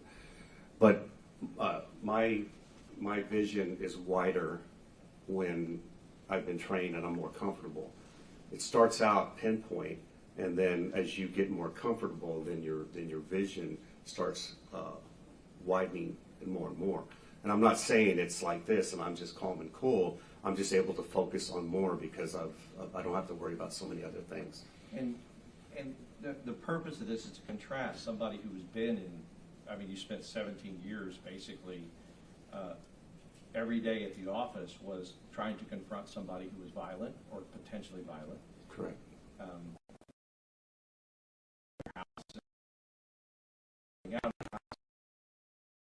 Things that was the substance of your career. Correct. Now, I want to go through, in this particular case, did we ask you to review the evidence and, I guess, all the things that you could access as far as what happened that day on May 24th, 2022 at Robb Elementary? Yes, what I was provided, yes. Yes. And there was a lot. Yes. In that review, I want to talk about, in terms of that review, did you apply your experience that you have, your training, in order to discuss with the jury your impression or your opinions about Adrian's actions as well as the actions of other officers there at the scene? Yes, I did. Okay, and so that's what I want to start moving to. I guess can you tell us, in this situation, we know that it started with a wreck, and we know about these bailouts that you've heard, and just so that the jury's clear, because of your status as a witness who we are calling to kind of tie a lot of this together, you've been present in the courtroom, you're allowed to hear the other witnesses because you need to get that information as part of your opinion, right? Correct. Okay, so there's nothing wrong with the fact that you've been sitting here. As far as like the wreck and how that started and the bailouts and all of that, can you put that into perspective for the jury about a police officer who's responding to a call for something like that? Adrian, or just anyone responding? Adrian, but really any officer based upon your experience. Like, what does that do when we're talking about a call like this? When an officer gets a call for service, obviously they get information from the dispatcher. And what we quickly learn is that a lot of, at least in San Antonio, I don't know if it is in Uvalde, they have a call taker that takes the information, and then it goes to the dispatcher. And then the dispatcher puts out the information. Some dispatchers are better than others. If it's a critical incident and people are frantic, well, then some of the information may not come across as you'd like. Once you get to information, you try to discern what's going on. Obviously, they'll give you a location, and you are supposed to respond. In this instance, it was an accident that was dispatched not directly to Adrian. And then shortly after it was that the suspect has a gun. And that is another thing you have to process. What does that mean that they have a gun? Is it displayed, or does it look like they have a gun? Is it under the clothing? We've had a lot of times things like that, where they move like this and they had a gun, and they put it out because some people think that you're going to respond faster if they put out that there's a weapon. We've had that happen as well. So you have to discern, is there really a gun there? Sure. Now, and just to talk about that, you would agree that somebody having a gun, and you're going through like, do they really, do they not? But if it's dispatched that they have a gun and shots are fired. Now it's a lot more real. Right. Now, in your review of this, was the dispatch that went out, Mr. Limones described the shooter, described that he was running towards the school, shooting at the school, which would be shots fired, right? Correct. Was that information conveyed over the radio in its entirety? The fact that Not at the onset, no. right, and so an officer responding to that scene is that there is somebody who wrecked and the person has a gun and is going towards the school, or running towards the school. Correct. All right, so now I want to talk about in terms of, and what you've seen is, from the evidence, is how Adrian responded, is that when he gets there, he sees a person, Melody Flores, running. Without the description of what the person is wearing, talk about as an officer responding to a person is running towards the school with a gun, talk about how that would affect an officer, or what the proper thing for an officer to do in that situation. Yes, and to be clear, that he believed it was a male, and at the time what he saw with Melody was she had short hair, and from that distance he thought it was a male. And he got tunnel vision on that person, in a sense, and I mean, obviously identified them and said, I need to go that way. And is it appropriate? I mean, is that expected that if, let's say, you or somebody else is arriving and see somebody running towards the school after you've been told a person with a gun is running towards the school, is that appropriate to fix in on that person and to go after that person? Yeah, you're searching for the person in question. And if you see no one else, which I have not heard of, that there was anyone else that they had to go, well, I don't know, is that person, then you focus on that person. And then you have to decide, what am I going to do? What am I going to do about it? Obviously, I mean, to me, just anyone near a school with a weapon, I wouldn't take any chances. That's right. So, we've seen the video of Adrian's car responding to Melody Flores, basically. And if I could, I'll show you this map. Can you use this pen and trace, and just trace the route? The route of... that Adrian took to get to Melody Flores. Like, where did he go and how did he drive? Okay, it's not going to be exact because I'm looking at it through video and things like that. Sure. What I do know is, from what Adrian has described, he's coming this way on Geraldine. I would guess what's that, kind of northeast bound in a sense. And this is where the crash site is right here, so he's coming this way. From the video that I see, he slows at the crash right here. You can see it from the funeral home. He slows down, and he, which is very reasonable to do, having to look over, are there more people? You got to see how bad the crash is, pretty much. And then I believe at that point, then he speeds up when he gets right here to this gate, of which he said is supposed to be closed and locked. It's wide open. And then I guess Melody Flores was over here. So you see Adrian speed up, and he comes this way, and he comes this way, and he gets this way right here to Melody. Now, mind you, there's no driveway. I mean, it looks like it right here, like people have been driving, but this is the driveway right here. He kind of goes off-road with a patrol vehicle. And so, going off-road, it doesn't look like he's traveling at a high rate of speed. Oh, yes. Now, in a situation like that, where he's received a call like that, and he believes he spotted somebody that, because we're talking about match the description, and I want it to be clear. The description he had is that somebody has a gun and is running towards the school. That's his description, right? Right. Now, a person, if they have a pistol and they're running away from you, right? They have a pistol, and they're running away from you. Can you tell if they have it here? Can you tell if they have a gun? No, Right. And so, not from that distance at all. yes. And are you taught to assume that in a situation like this, that everyone is armed until you can see their hands and you know that they're not? That's with a lot of things that are potentially suspect. Right. So, because the idea is, and I think they beat that into y'all early, is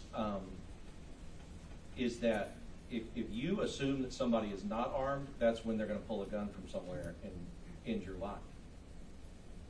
Well, when I got shot, that was kind of the case. Did you assume that he wasn't?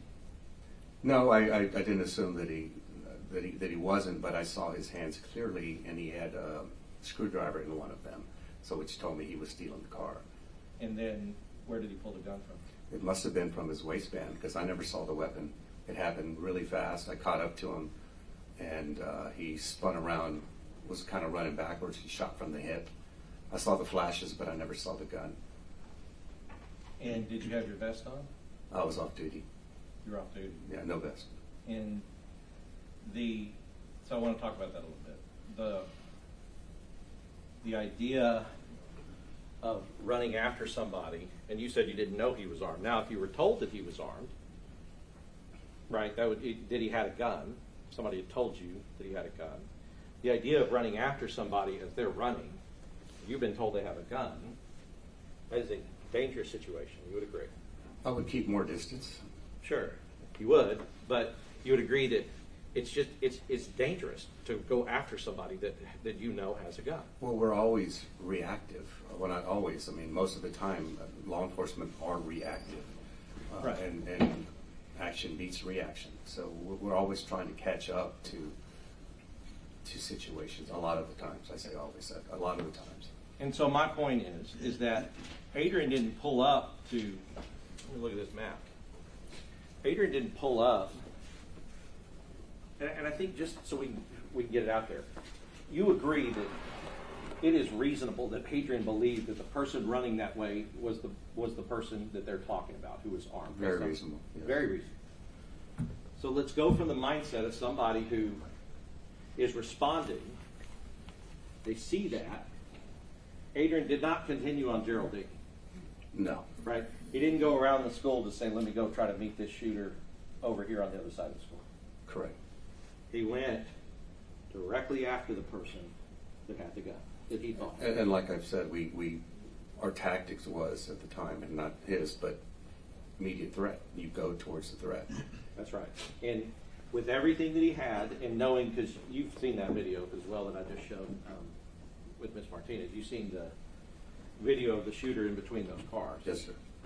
You've heard the testimony of Mr. Lamones that he saw what we know to be Adrian's car, and he saw the shooter at the same time, and there was no way that Adrian could have seen the shooter. No.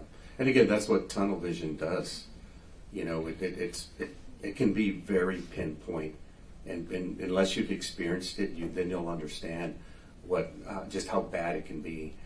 It causes what I've learned to describe inattentive blindness.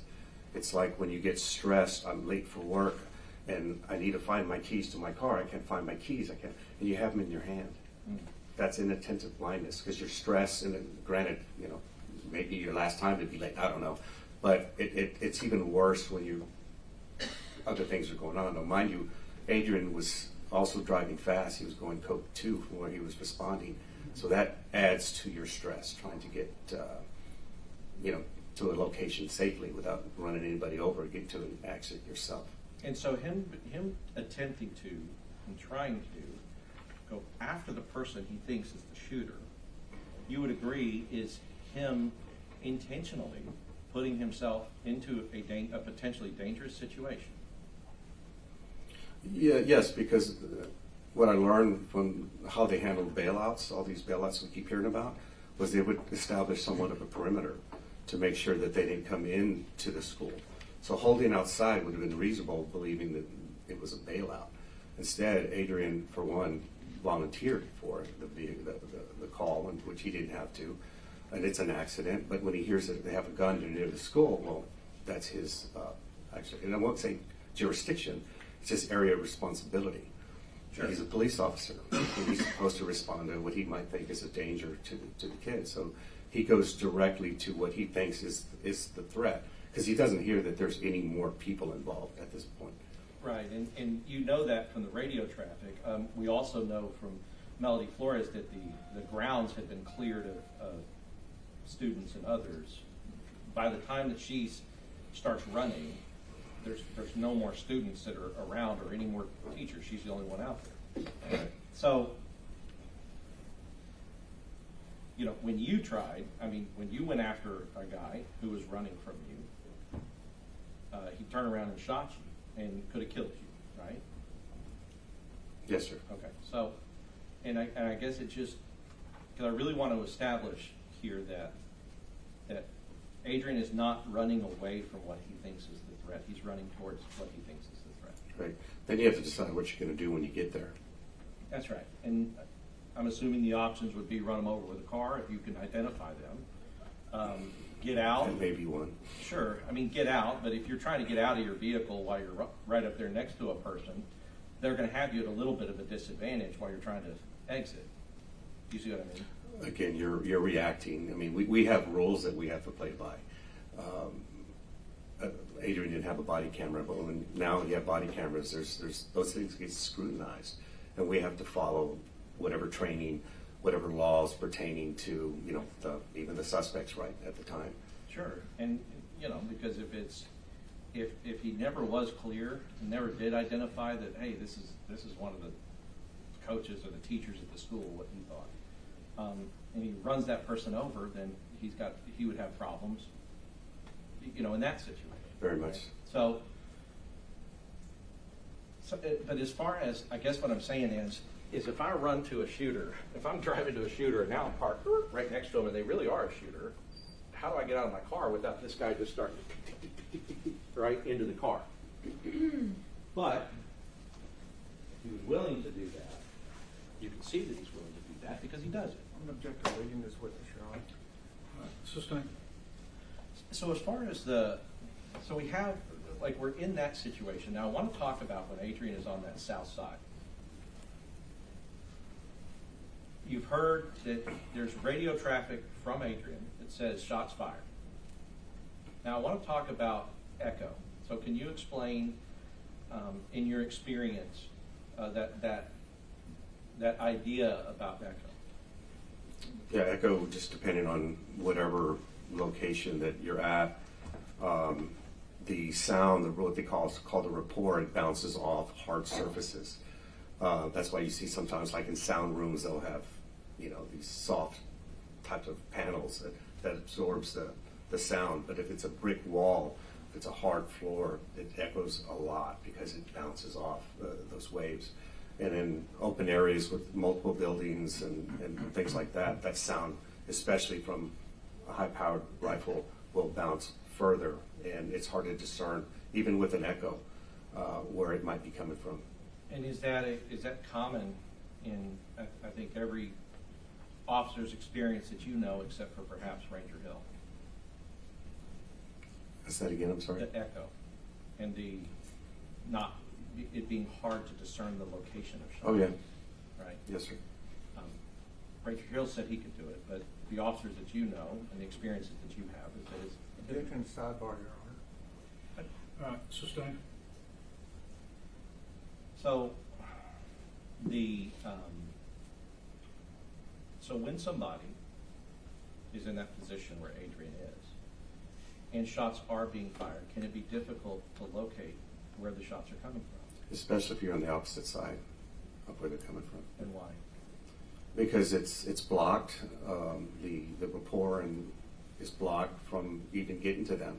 So it's either coming up or whatever. And it's not, obviously you can't visualize it or see it, but that's why you have these other witnesses that describe what sound like a dumpster, not shots, what sound like fireworks. I'm sure that's what Adrian was hearing as well. Well, talk about because we know now that he was with a witness, Melody Flores, but she is, when she testified that she was inconsistent, I guess, in. Objection to leading the witness, Your Honor, and the sidebar. All right, I'll sustain if you'll rephrase it, please. I'm just confused on the sidebar. Is it sustained a leading? Because I didn't think it was. I wasn't trying to do a sidebar. I was trying to set up the expert. Yep. Okay, go ahead and rephrase it. Thank you, Judge. Did you hear Melody Flores testify? I did. Okay.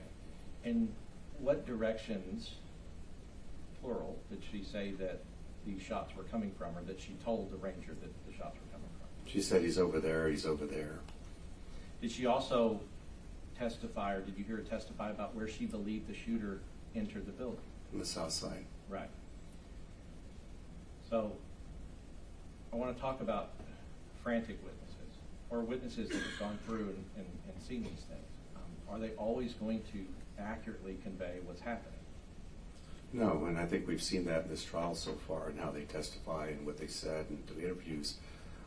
No disrespect to Ms. Flores at all. She was definitely there, experienced all the trauma that was going on, but people process that type of stuff differently. And based on her testimony, and of course I also listened to 2 of her interviews with the Rangers, there was a lot of the information wasn't really very clear. And obviously, one of them, the first one was like 7 days later.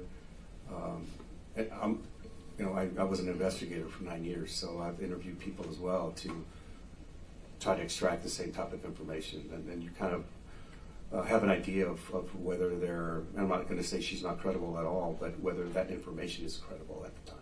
And so let me give you a hypothetical.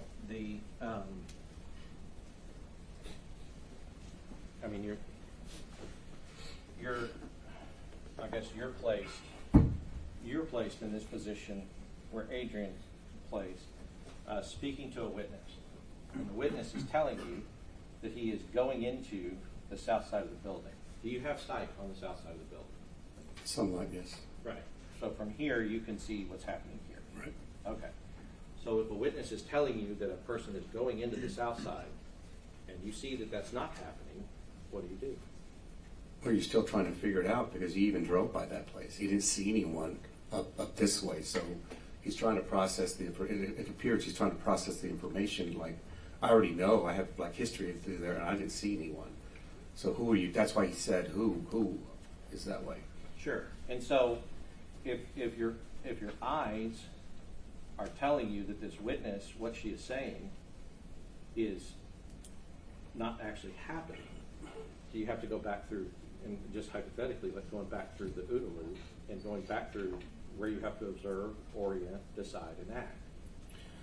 That's a very hard thing to explain to people because they don't experience it, but you're correct. You have to reassess what's going on, not to mention there's other things coming in. He's got 2 radios on him that have a lot of probably chatter and traffic, as would any critical incident would happen. Most likely sirens going on as officers are arriving. Whatever he might see and people coming and arriving, he has to take all that into account. At the same time, listen to this witness. And at the same time, are shots being fired? Correct. Okay. So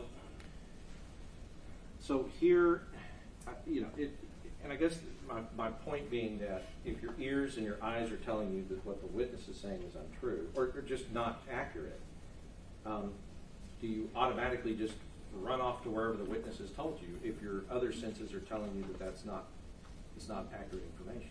No, it takes different people different amounts of time to figure out that's the action I need to take. And again, not being sure where it's coming from, is it going to stay there? If it's going on over there, is it going to stay there, or is it going to move somewhere else? And were you able to hear what Melody Flores had told the Rangers and the DA investigator about how long she was standing there speaking with Adrian Gonzales? 2 to 7 minutes. 2 to 7 minutes. Now, we know it couldn't be 7. Talking to him, telling him things. Just in a hypothetical, is that another thing that is distracting, or is not? I guess, is it another thing that's other pieces of information that makes it difficult to discern what's actually happening? Very much so, yes. Now, we heard, and I want to talk about when we know that Adrian has processed where he believes the shooter is based upon his senses and what Melody Flores is telling him. What is the point where we can all say we know that Adrian has processed that information? When he starts broadcasting Right. the information that he believes is pertinent. Right. And so before that, we don't know how he's taking the information, what information he's having to sift through. But once he broadcasts the information, we know that he's processed it and he's sending it out to others. Right. Right. And in your listening and in your experience with the radio traffic, has Adrian consistently broadcast the things that he's seeing when he's seeing them? I believe that whatever he broadcasts was pretty much the right information, because a lot of times you should just give the clip notes and not give a speech on the radio, because other people need to broadcast. Because a lot of times people under stress, they don't also broadcast the right stuff either. So I believe the information that was provided was sufficient. Yeah, and I guess what I mean is, as well, is that the broadcast, typically shots are fired, and he broadcasts shots fired. Correct. He doesn't wait a minute and say shots fired. He says it at the time he perceives it. Right, because at the time he knows that other people are on the way, other officers. He's on the west side of the building, teacher parking lot, supposedly wearing black, supposed to be wearing black. I guess that is the moment that we know he's processed where this guy is. Right. Okay, so in evaluating that, where is the shooter and what has happened at the time that Adrian broadcast this information? He is by the door. And The west door, I'm sorry. the west door. Yes. That's the upper door. And so, and I want to talk about cutting the pie, because one of the things the prosecutor said from opening statement is that Adrian had to get to that wall and try to distract, on that south side of the building. Were you able to look at the air conditioning unit in the fenced-in area around the air conditioning unit at the south side of the building? Yes, sir. Okay, so go through and talk about some of the complications of trying to get around that and what a person would have to do. Well, for one, it was fenced in with like a chain link fence, so to try to gather as much information as you can, you want to see through that as well, and it's not easy. It's not to mention one side and then another side to see what's going on. That's one thing, and then to get up to that corner, because that in and of itself is not really covered at all. Bullets can actually go through that fencing there as well. And then obviously determine, is he still shooting? Is he coming my way? Is he going away from me? And move accordingly to what you see. And pie in the corners, as people call it, it can be taken quickly, or it can be taken slowly and methodically. Quickly, you being under stress, you lose a lot of the information that you're trying to gather. But slowly and methodically, in a dynamic situation, is too slow, so to speak. But it's taught slow and methodically first. And so when we're talking about trying to use this building as cover, and just to remind everybody, by the time he's communicated that he knows where this guy is, the guy's inside the building. He's not over here anymore anyway, he's inside the building. Right. Okay, but let's assume after the communication, he goes over here. I think, can you explain to us, with this AC unit causing this issue, like how does somebody pie that corner, and where do they have to end up going? Well, to get a better view of what you need to see, it's better to stay out wide right here and come out wider this way. If you come up and hug it, you don't see as much information as quickly as you'd like to see. So it's best to come out wide and give you a little bit of room to be able to see what's going on. I mean, you also have to worry about cover being taken this way, behind these cars. You're trying to figure out the actions of the suspect. what we know now, and again, it's all hindsight, is that that's the path he took based on the evidence that we see. That's right. And so had Adrian done that, and he is like trying to pie this corner, the shooter's already where we see these X's by the time he has understood where the person is, and now he's trying to pie this corner. Right. If somebody does pie the corner out wide, and somebody is here, what is the backdrop for the person who's had to go around that corner? Well, anything that's up this way and across the street, And it if, looks like a residence. and if here, shooting this direction, what's the backdrop? If they're out here, shooting this way? Well, you have the building and whatever its construction is made out of, the brick, and then you have to worry about the windows that are there. Same backdrop that they would have. Correct. If you're out here and shooting into there that way, or at somebody who's there. There's definitely concerns from both ways. But we know that at the time that we're talking about, the shooter wasn't there anyway. Correct. All right. So as far as having time to respond, when you talk about specifically having time to respond, by the time that he understands and broadcasts out where he believes the shooter is, based on hearing the witness, hearing the shots, all of those things, does he have time to respond to the shooter over on that west side of the building? No. Because why? Because he's still trying to assess. I also, one thing that we haven't necessarily mentioned, and we're talking about hindsight, and I spoke to Adrian. I've obviously listened to the interviews given by Sergeant Coronado and some of the other officers. They believe that this was a bailout and not an active shooter necessarily. And they're acting accordingly to what they've been doing. Self-serving statements as to anything Adrian Gonzales would have said, Your Honor, as an expert witness, he's entitled That doesn't make it admissible. Like, he can give opinions, but he can't base it on inadmissible evidence.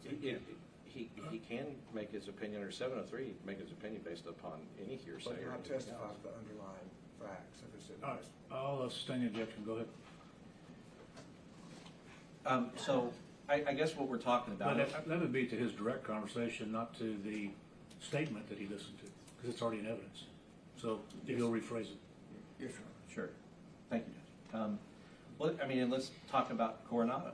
Let's talk about Sergeant Page. Let's talk about, like, the people who were there and the people who were, and Adrian in his statement that he gave. The bailout problem in Uvalde at that time was very, I guess, it was very real. It was very present. Yes, sir. A lot. And so I guess talk about what that does. If you assume something is one thing, does it make it harder to respond maybe accurately to the information that you're gathering? Well, they're two different situations. From a bailout, what they're conditioned to, and I don't believe they had any training in handling bailouts. It just happened, and they would deal with them. Then you're in that mode and that mindset of what I need to do. My conversation with Adrian, I wanted to know. Objection, Your Honor. Yeah, and it's fine. So as far as, and I just. All right, I'll sustain the objection. Go ahead. So what the judge has ruled is, like, as far as your conversation with him, we can't talk about that. The prosecutor's objecting to hearsay. But as far as just the things that you've seen in the evidence, right, and what you've heard testified to, I think every teacher that we had up here talked about the bailouts. Yes. Okay. So just talking about that in the sense of, like, when you said conditioned, an officer can get conditioned based upon like this prevalent thing happening. What do you mean by that? It happens frequently. It goes along with the training. When you train someone on something, especially tactics, whatever time frame that is, let's say 16 hours, then you're in that mindset of this is what we're going to be dealing with, let's say active shooter training. But in a real situation, and you're like, I've identified this as this, in this situation of bailout, well, that's where my mind goes to, and this is what I think I need to do and handle it. Whenever the situation changes on you, now you have to go back through your mind and bring up whatever training from whatever time you went through it and start implementing what you think you should do at the time. And different people handle that different ways.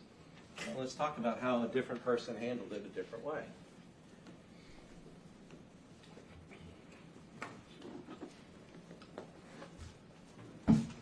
heard testimony that Coronado, Mendoza, Salcedo are on the west side of the building with line of sight to the shooter as the shooter is moving up the building. You've heard that? Yes. When Coronado, did you hear the testimony that Coronado called out at some point as he's going around the building that he thinks the shooter has gotten into the building? Yes. Okay. So how did Coronado respond to thinking that the shooter got into the building? He believed that he was going to run through the building and spit out back out this way.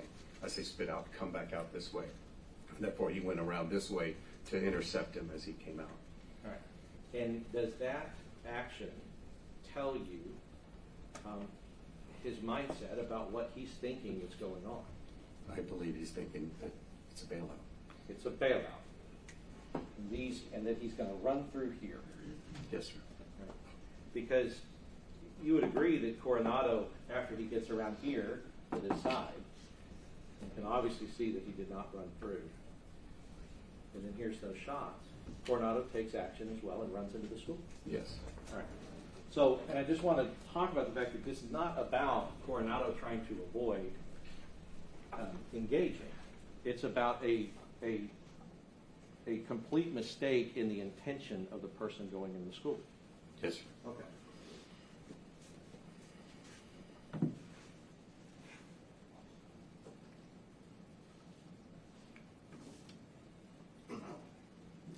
So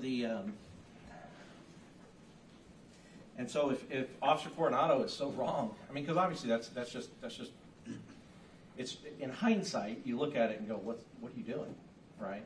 Correct. Right. But at the time, assuming good faith, which I assume good faith on Coronado's behalf, assuming good faith, he thinks that that's what this situation is. Yes. Okay.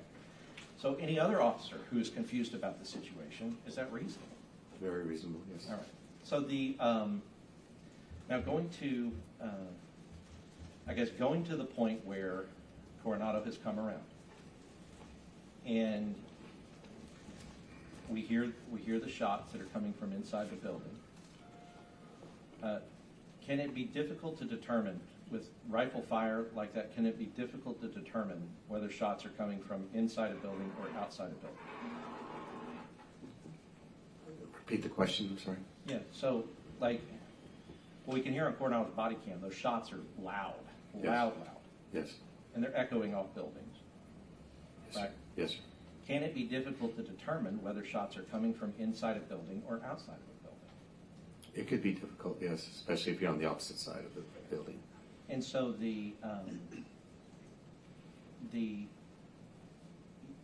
you, in your investigation and in looking at this case, were you able to pinpoint a time when Adrian knew in his mind that there were shots coming from inside of the building? When he said that he saw them coming out of the window on the east side. Right. And so at the point, now, I say pinpoint a time. That's the thing, but is there anybody that can say what time that bullet actually came out of that window? No. And after the bullet comes out of the window, do we see Adrian take action? Yes. And what action do we see him take? Well, by then, I believe Paige is with him, and they go towards the south entrance of the school. And do they enter the school? They enter the school. And so, briefly, when they enter that school and enter that hallway, what does the hallway look like? It's full of smoke from the gunpowder, as it appears.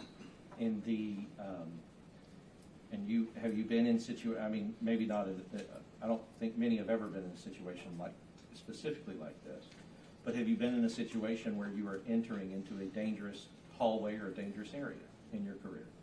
Yes, lots of times. All right. And when you are doing that, do you do that with the knowledge that you could be killed at any moment going in there? It's a different scene.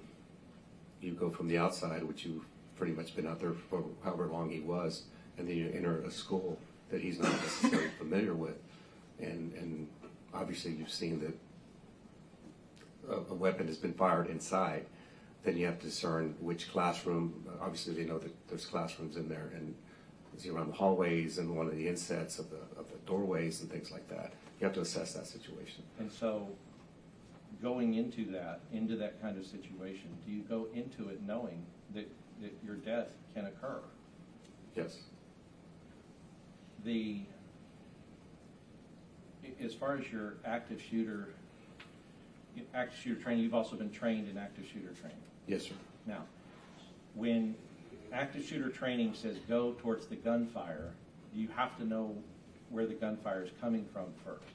Right. If there is no cover and you don't know where the gunfire is coming from, what is your training when it comes to that? Well, there's other training that I've been through that you be careful when you're moving forward and toward whatever you think is a threat. Just because one training say course tells me that I must do this, I mean, I don't think any officer would go, okay, thank you, that's what you said, and I would just go because you said so. There's other things that come into play that you've been trained on or conditioned for before that. And like I mentioned, different people process information differently, you know, and maybe they didn't learn how to approach or move forward through a hallway. Well, and as far as the, Mr. Witzkel's training that he gave, in reviewing the photos that the state's put into evidence, does it appear that even in Mr. Witzkel's training, they are with somebody else, they are moving around and through with an AR-15, and that's kind of how they're trained to respond to something like and that's specific active shooter training? Yes, I was watching it from YouTube, so I didn't get to see everything that was shown up this way, because different times. But the pictures that I saw, there were more than one person. Right, and an AR, not a pistol. Correct. And so,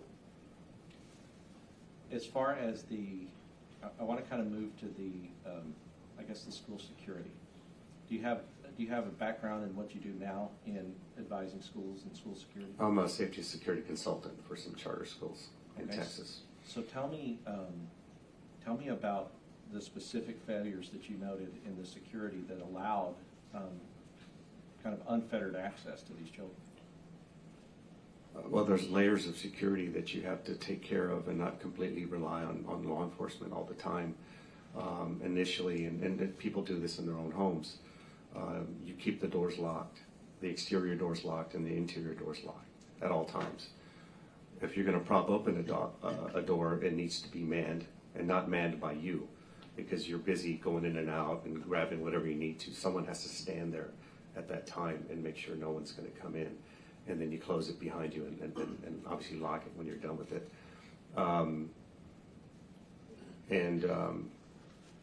The protocols of the drills to condition the people to react and respond to.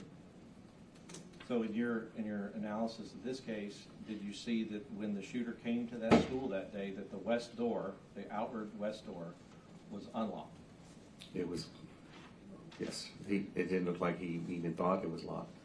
And then the south door that Adrian and Donald Page went into, was that unlocked? They didn't use keys, they just opened the door.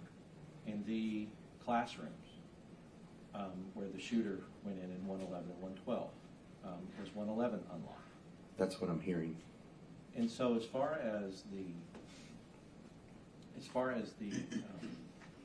when it comes to school security, in the way that you consult, would all of these be obviously security violations that could result in something like this occurring? Yes, sir, especially if they were prevalent. Someone should, in the administration, should be checking those doors regularly, and then obviously reporting when they don't, when they're not locked, and report them to the principal or whatever. I've had to do that in certain schools where they were constantly unlocked. And as far as the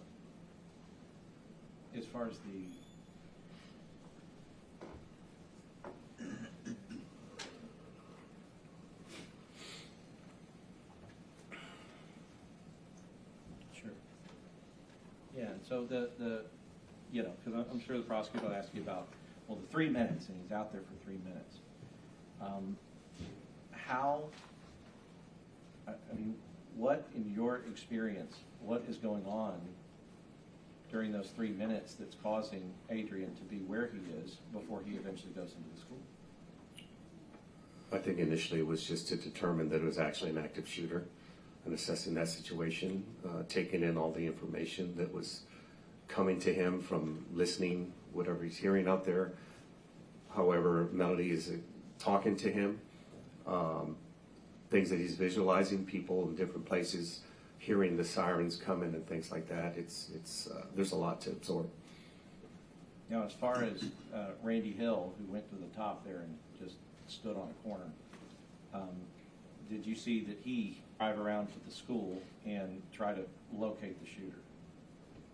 I didn't see any of that. I mean, I just had heard, I wanted to know who got that call first, and it turned out to be him. And then when I discovered, again, through what I've seen on the video that's been shown and where he was, as a police officer, it really surprised me that he was right there and just pretty much taking out I'd say a tertiary role.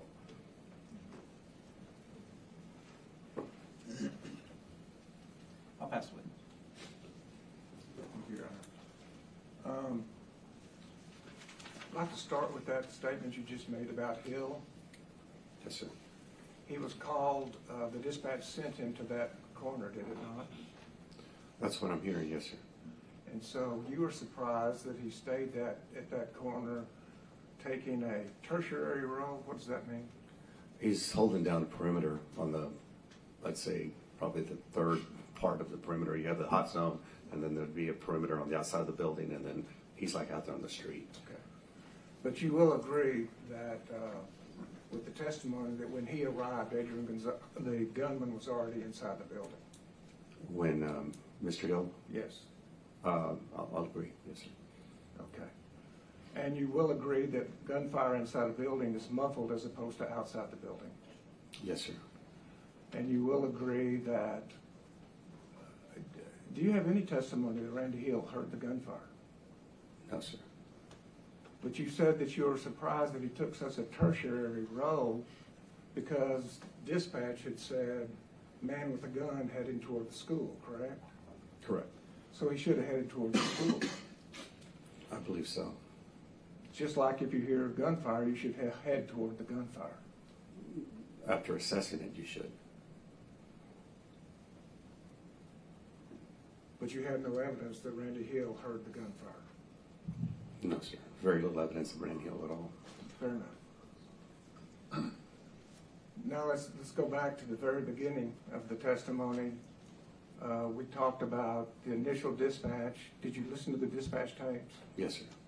So you heard the dispatch that it was a man with a gun? Correct.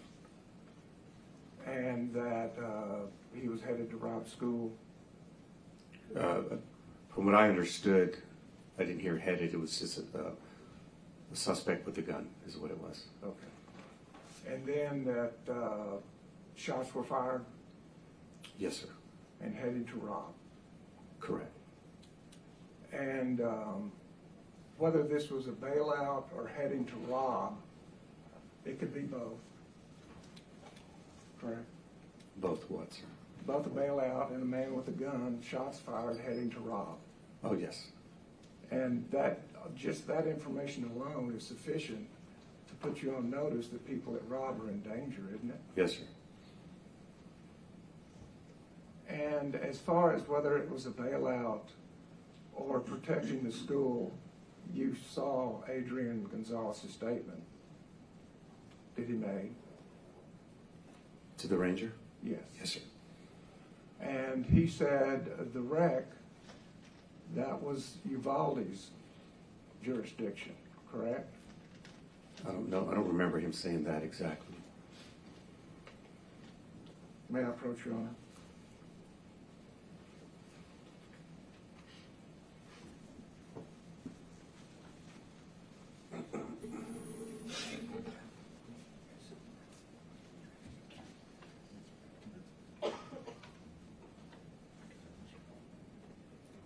Does that help you with your memory? Yes, sir. Yes, sir. Did Adrian Gonzales say, I didn't respond to the wreck, that's the police department's business? Right. In fact, he said, I'm heading over there because the guy's going to the school and has a gun. That's what I'm going to, the school. I think that's a very good reason to respond as a school officer. So if Coronado is concerned about going to a bailout, that is not necessarily what Adrian Gonzales is concerned about. Correct? I'm not sure if I understand the question, sir. If Coronado is concerned that it's a bailout, Adrian Gonzales told the ranger that he didn't go because of the bailout. He went because there was a man going to rob with a gun. Okay. And what was the question? I mean, you're telling me two different things. That's a different mindset, right? Yes, sir. And so the confusion that Coronado has about a bailout is not the confusion that Adrian Gonzales has, that the reason he's going there is to protect the school. Correct? It could be, yes, sir. And the dispatch was there's a man with a gun, correct? Yes, sir. And Adrian Gonzales said to law enforcement that he saw a lady in peach or orange and she was running. Correct? He didn't say a lady. What did he say? Oh, I'm sorry. He did say a lady initially, yeah. Yeah, he did say a lady initially, yes. I'm kind of going back to what he eventually said, that he didn't think it was a lady, or he realized later that it was going to go as a He male. said it was a lady in peach that was running. Right.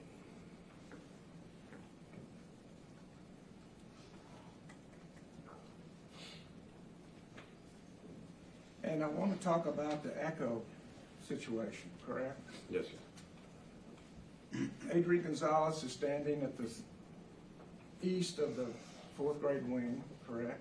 Kind of southeast, yes, sir. Southeast.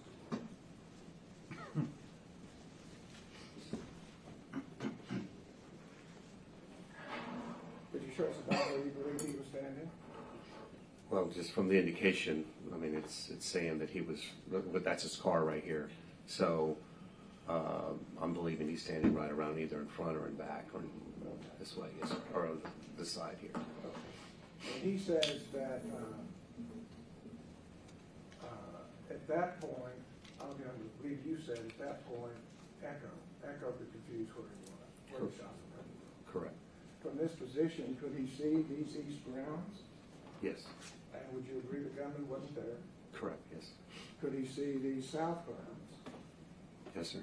Would you agree the gunman wasn't there? Correct. And he had a witness talking to him, right? Correct. And you're saying to this jury that she provided accurate information, I believe it's accurate, yes. that he was wearing black, and that he was over at the teacher's parking lot. Correct. And if you hear gunshots, and you hear that he's wearing black, and hear that he's over at the teacher's parking lot, active shooter would say to go to the gunfire, wouldn't it? That's kind of a general statement, to go to the gunfire. I mean, they haven't really said how you go to the gunfire, and people will approach it differently. But to go to the gunfire, they do say that. Or go close, or I get what they say, but that doesn't necessarily mean that that's gospel, so to speak. So in active shooter training, when it says close on the gunfire, you're saying don't do that. I'm not saying don't do that. I'm saying assess it and close in on the gunfire as safely as possible. As safely as possible. Yes, sir. And cover is what as safely as possible. It can be. And from his position, he knows that the shooter's not here, Right. and he knows the shooter's not here, Correct. and he has cover, does he not, between the gunman and where he is. Oh, he doesn't know that completely, because he doesn't know exactly where the gunman is on that side. We know we keep pointing out this way, obviously, but he doesn't know if he's this way, and about to pop out or whatever. You have to anticipate all these. So you actions. should stand there for the next 3 minutes. 30 minutes? 3 minutes? I don't know what he was doing at that time, but there's a lot of information to take in. You said you got a lot of information. You know he stood there for 3 minutes. That's what I'm hearing, yes. That's what you're hearing, or that's what your review showed? I didn't count it as 3 minutes, How because did you amongst count other it? things, I counted it less than 3 minutes. Did you count it as a minute up this hallway? I mean, outside the west side? Count what as a minute? the time that the gunman was shooting as Adrian Gonzales was standing over here? No, sir. How long did you count this? I didn't count it. So it could have been a full minute. If that's what you're saying, I'm sure it'd be. And then in the hallway for the next 45 seconds, shots going on in the hallway. Did you count that 45 seconds?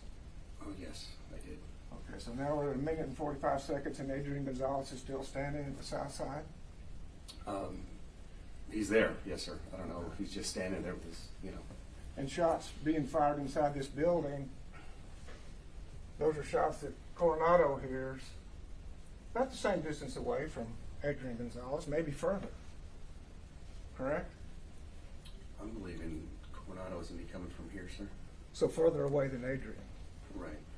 And he says, after he hears the shots, does it take him 2 seconds to say shots fired, get in the building?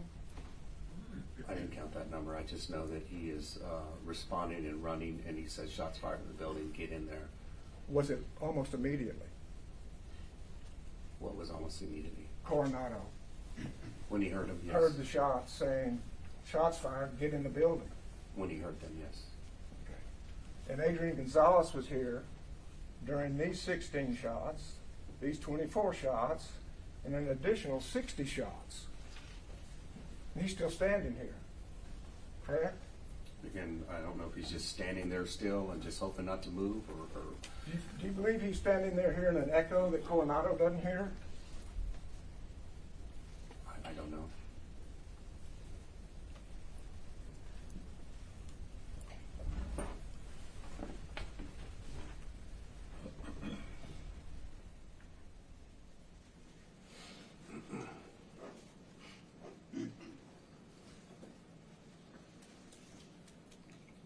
Adrian Gonzales told the Rangers the sequence of when Melody Flores, let me just ask about Melody Flores for a second. You heard Melody Flores' testimony Yes, sir. that she was concerned for the kids. Correct. So she ran toward potential danger instead of staying in lockdown. Correct. Does that indicate to you that she was concerned about the kids Yes, sir. and protecting the kids Yes. and making sure they're safe? Yes. And so she stayed there until the last kid got in the door. Does that indicate to you she's worried about the kids? That I don't know if she stayed there till the last kid got in the door. I didn't. And so when Adrian Gonzales drives up, and Melody Flores says, I told him, he's over there, he's in black, and Adrian says, where? And she points to it. Does that indicate to you somebody that would have done that immediately upon seeing the police officer? Did Melody would have? Yes. No. She'd wait a minute or so and then say, by the way, he's over there, the teacher's parking lot, wearing black. That's your testimony. Wait a minute and say, She waited a full minute to tell Adrian Gonzales that the shooter was wearing black. He was at the teacher's no. parking lot. I get what you're saying now. No. You know she said that immediately, didn't she? I'm sure she said a lot of things immediately. And Adrian Gonzales told the ranger that she tells me he's over there. She was pointing, saying he's over there. He's dressed in black. I say, where? She says the teacher's parking lot. Correct? And that's when he hears rounds going off. That's what the transcript says. That's what he told the ranger, correct? Right. So a teacher says what he's wearing, which you say is accurate, where he is in the teacher's parking lot, which is accurate, and she's pointing, and as that's going on, he hears the shots going off, correct? I don't think it's as clear cut as you put it out. Excuse me? I don't think it's a clear cut as you're putting it out. You don't think it's as clear cut as Adrian Gonzales told the Rangers? No. That's my assessment, sir. I believe there's a lot of context missing in between all that information. The context that's missing is this 3 minutes, correct? That's what you're saying, yes, sir. And you don't know how long it was. How long what was? before Adrian went inside? You're saying 3 minutes, so I'll take you at Did you your watch word. the funeral home tape? I did. Did you see when Adrian pulled up At what point?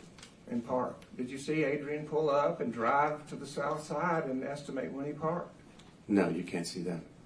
You can't see him drive over that area and then estimate the last few seconds. You can see him drive to that area and then he disappears once he gets past that building. But to estimate when he parked, I'd say I wouldn't even call it parking and see when he stopped. Okay. But at any rate, you did continue watching the funeral home video to see that Paige arrives about 2 minutes and 45 seconds later, Okay. correct? Yes, sir, if you say so. And that's when he joins Adrian Gonzales, correct? Yes, sir. So Adrian Gonzales, by the funeral home tape, is still there for at least 2 minutes and 45 seconds. Okay.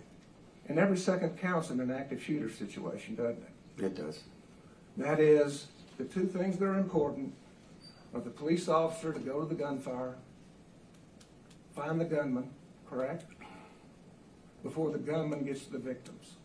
Find the source of the fire. That's what you're saying. Yes, sir. And every second, more victims can die if a police officer is standing and waiting.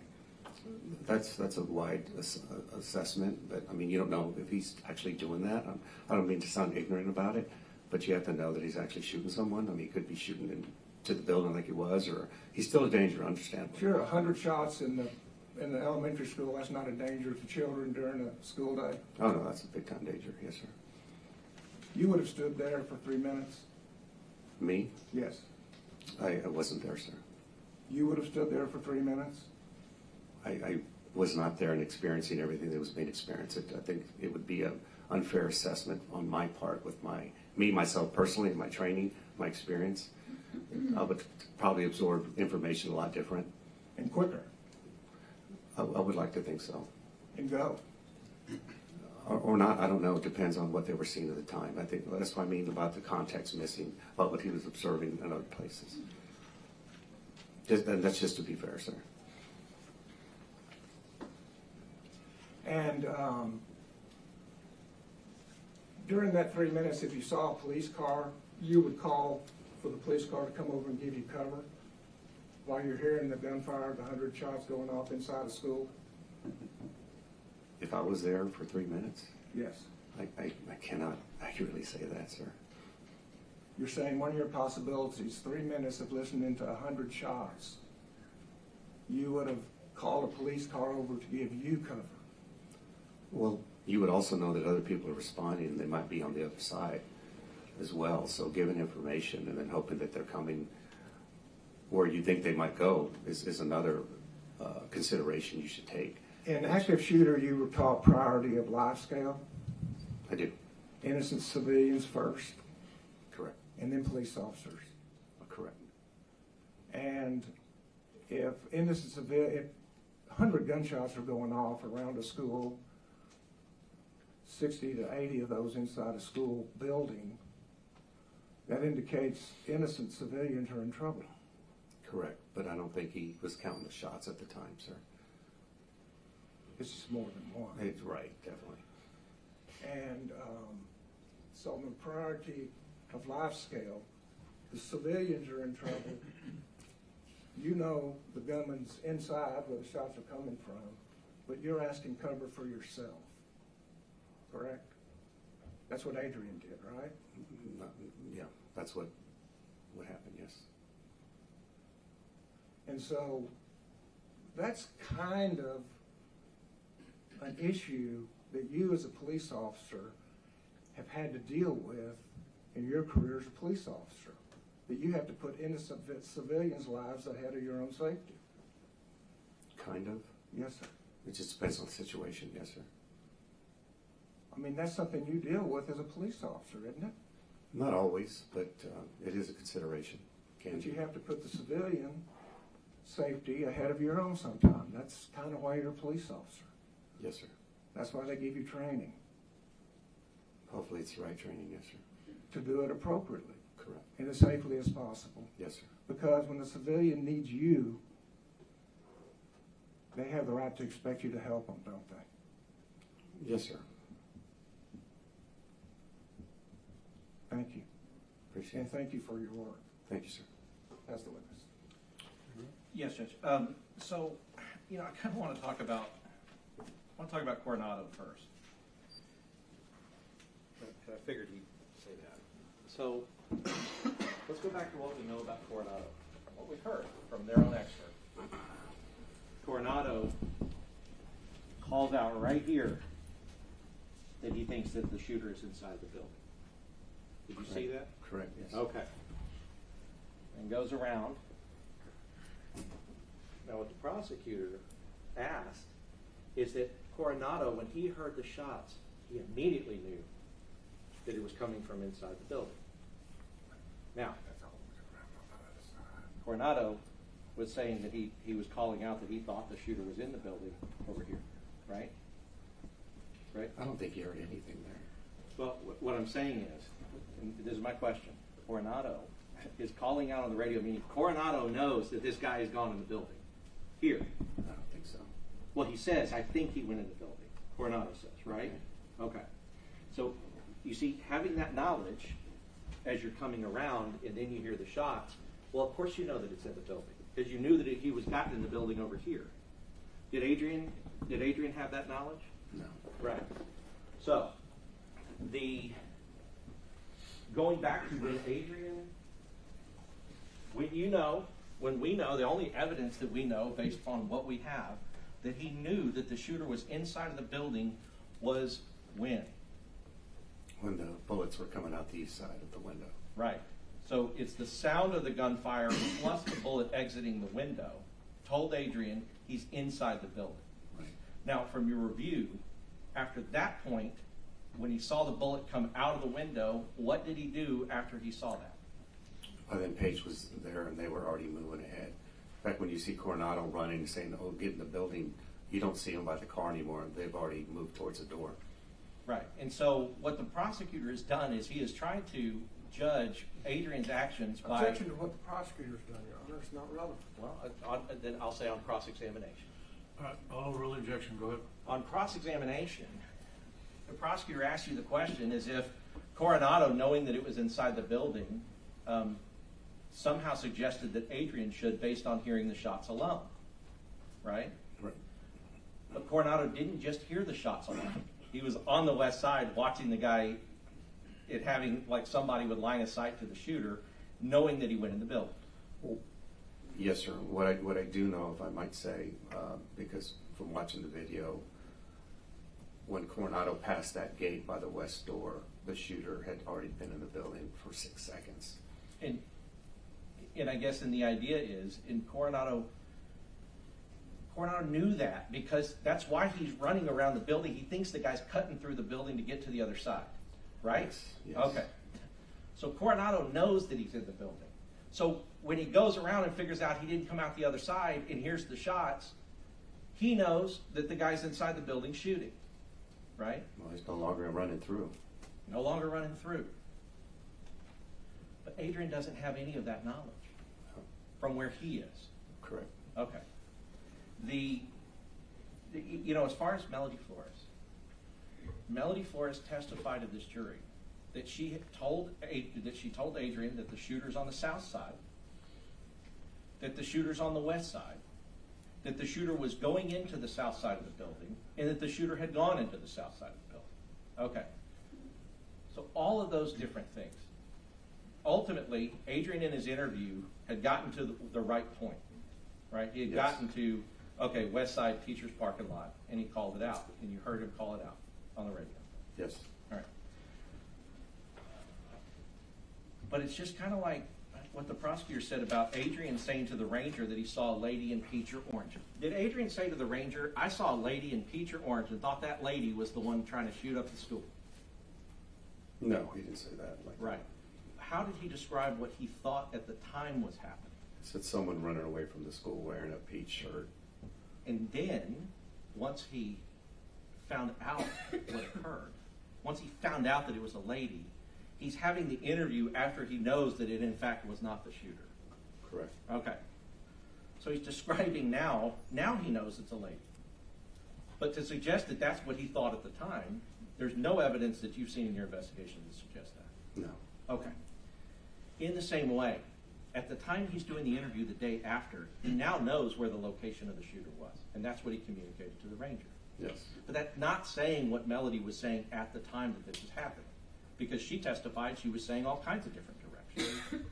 I just, like I said before, I don't want to disparage Ms. Flores. I understand it was a very traumatic event, but I have a hard time believing that she was very clear and concise with her information because of just both interviews and the testimony. She eventually got to the pertinent information, but it's hard to discern what was said in between.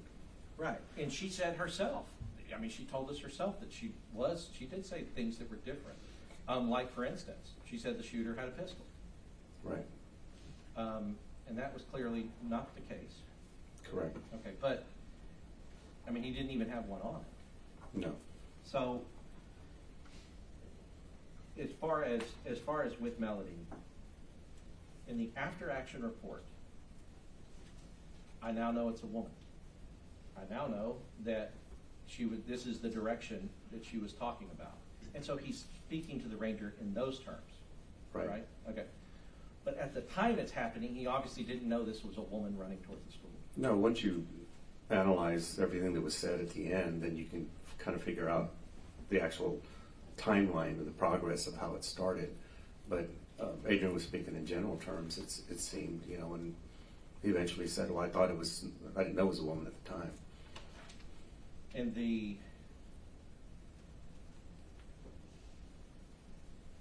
I guess, is that what you meant when you answered? It's not as clear cut as the prosecutor's trying to make. Correct.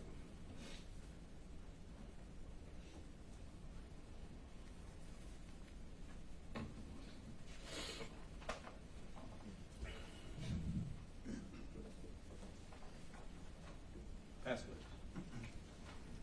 Yes, as to Melody Flores, you said it was complicated what she was saying. That's what it appeared, yes, sir. She said, he's over there. Is that complicated? No, not those words, no. He's wearing black. Is that complicated? Not those words. He's at the teacher's parking lot. Is that complicated? Not those words, no, sir. And when she pointed, is there anything complicated about where you point? That's what she said she did. I don't know if that happened, to tell you the truth. And the only other, you don't believe she pointed? No, I wouldn't know. I mean, it sounds like that would go really well along with I told him he was over there, so. And with what Adrian Gonzales told the Texas Rangers, that when she pointed, that's when I heard the shots. Okay. Yes, sir. So you'd like to withdraw that last statement? I object to that. He doesn't have to withdraw anything. Sustained. So those are the three things that she testified she was telling Adrian Gonzales. The idea about him going in the south building, she didn't testify she told Adrian Gonzales that, did she? That he was going into the south Door. door. Ask that again, I'm sorry, sir. She didn't testify that she told Adrian Gonzales he's going in the south door, did she? I don't remember that. No, sir. The only other thing that she testified she said is, repeatedly, we got to get in there. That's what she said.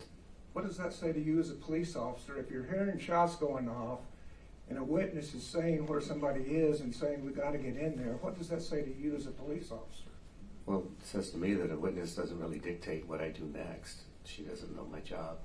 I get what she's trying to convey, but I don't go based on someone I don't know as an order, or this is your suggestion for the situation that you're experiencing. That's what I would do. You would not consider her information. I didn't say that, sir. I just have one other area. Did you listen to all of the testimony? Of hers? No, in the courtroom. You said that you were in the courtroom and listened to some of the testimony. When I was here, I did, and then I watched the live stream when I was not present, yes, sir. And as much as I could. Do you agree with me the testimony is the shot came out, the only shot that came out this east side was out this window? Yes, sir. would you also agree with me that we spent a lot of time talking about all of the children were lined up in this corner? Yes, sir. Because that's where all the blood is. Okay. Yes, sir. So that's where all the shots are going. You would agree he was there to shoot children. Yes. And you'll agree there was no blood over here where this window was. That I don't know, sir. You didn't see the photographs? No. Well, the jury will have to remember that. Yeah. You heard Arnulfo Reyes say that when he first got up, he's the first guy shot, correct? Officer Reyes. Arnulfo Reyes, I probably said that wrong. Sorry. That he said what, sir? Arnulfo Reyes was in 111. Correct. He said the killed kids he had all come to this corner, correct? Yes, sir. But he got up and went around the desk toward the window side. You remember him saying that? I don't. No, sir. Do you remember him saying that as soon as the gunman came in, he shot him? No, I don't remember him saying that. You don't remember Arnulfo Reyes saying he shot him? No, sir, I don't. Okay. And there's one single shot that comes out this window, correct? Yes, sir. And the only human being between the doorway and the window, that would be Arnulfo Reyes. If that's what you say, sir. Okay. Does that help you any as to when the shot came out 111? No, sir. If it was one of the first shots to come out 111, from the testimony, we know there's 60 shots in 111 and 112 before Adrian Gonzales gets in there. Yes, sir. If it is one of the first shots, because certainly he's not shooting at children, right? Yes, sir. Then we're talking about. We would assume, I don't know, just either that or it's a very bad miss. Okay. So, if this shot is early on toward a teacher, you would agree for the next 60 shots, at least, Adrian Gonzales is still standing at the south end. That's what you're saying, yes, sir. Knowing a shot has come out of 111. Knowing where the gunman is. Not exactly, no, sir, but having an idea. Somewhere close enough to have a shot go through 111 Correct. inside the building. Not necessarily. I mean, it could have gone through just easily from the other side through a window. And so at that point, you ask for cover. You call for cover as a police officer. You know, At that point, a shot coming out of 111, hearing 59 more shots, you call and ask for cover for yourself. That's what you would do. what I would do? Yes. No, sir.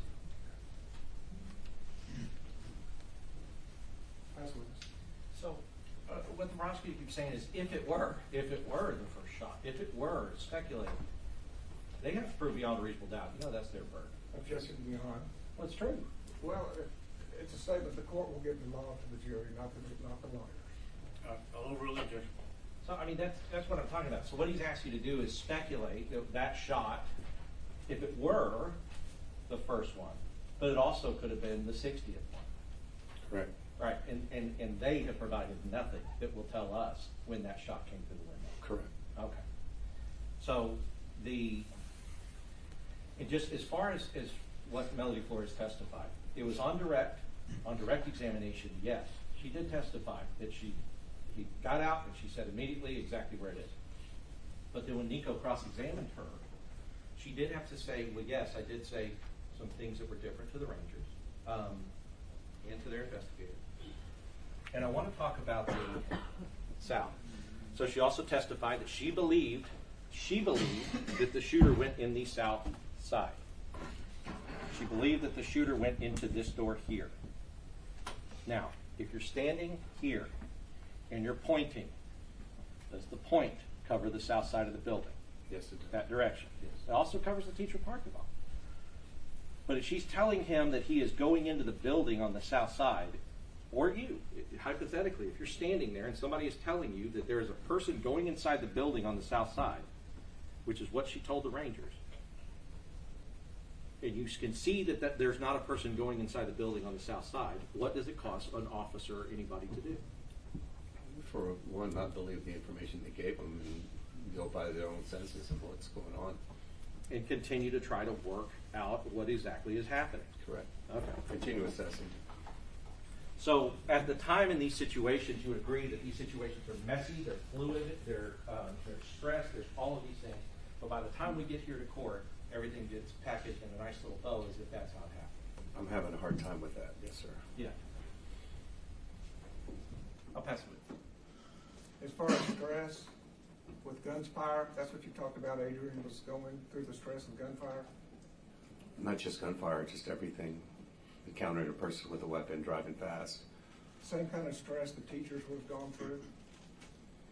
I don't know if it's going to be the same. But I mean, obviously what's going on around them is happening. So I don't know how they might process it. Yes, And you heard the teachers, and under that stress, followed their training, didn't they? Yes, sir, I did. And the children, under that stress, followed their training, didn't they? Yes. And Coronado, hearing shots, ran to the gunfire, didn't he? No, sir. Just as trained. He didn't run to the gunfire. When he was on the southwest side, running to the building and heard the gunfire, he said, "Shots fired, get in the building," and then ran to the Coronado, south sir? door. Coronado, On the southwest side? yes. I don't believe he was on the southwest I side. think he meant the southeast. Southeast, excuse me. Yeah, I'm not trying to be difficult. I'm just, Southeast side, when he heard the shots, he ran to the building, didn't he? yeah, he was running already, yes, sir. Just as he was trained. I don't know how he was trained. Well, you know, active shooter training is throughout the state for all law enforcement now, right? Don't you? 16 hours every 2 years. Excuse me? 16 hours every 2 years. So they are trained in that, aren't they? They've been through training. I wouldn't call it they've been trained. I asked about training. Yes, sir. Ask the witness. Okay, so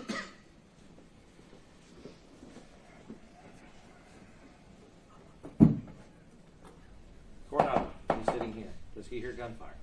Yes. Mendoza, does he hear gunfire? Yes. Saucedo, does he hear gunfire? Yes. Do they believe it's being fired at him and them? That's what they're saying. Right.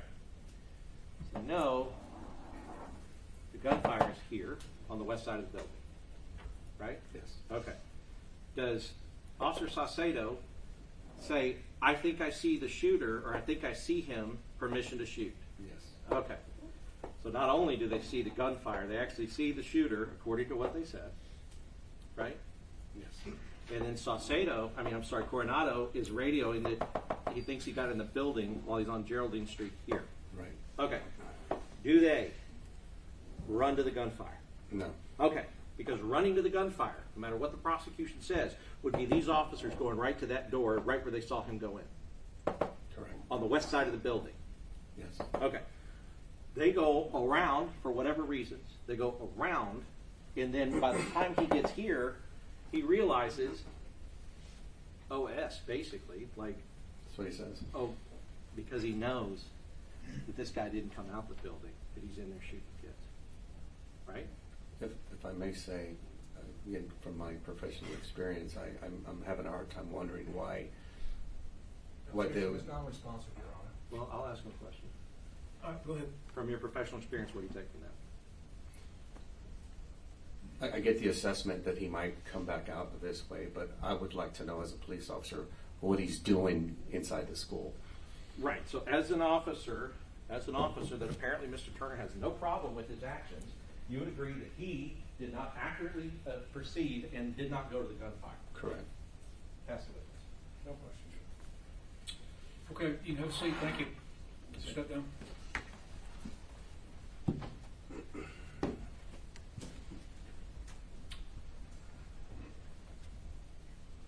Next one. Your Honor, may we approach? Okay.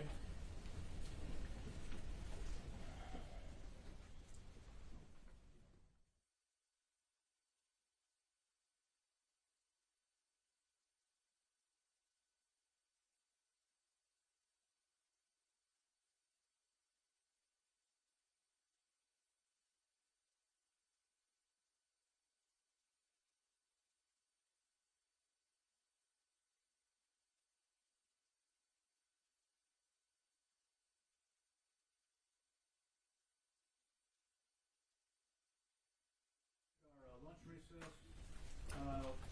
Going to go an hour like we talked about. I don't know if they've got it set up for you or not back there. If for some reason they don't, and you want to take off and go elsewhere and eat, you're welcome to do so. But if they've got set up for you back there to eat in the jury room, you're also welcome to do that. We'll be in recess for 1 hour. Will everyone rise for the jury?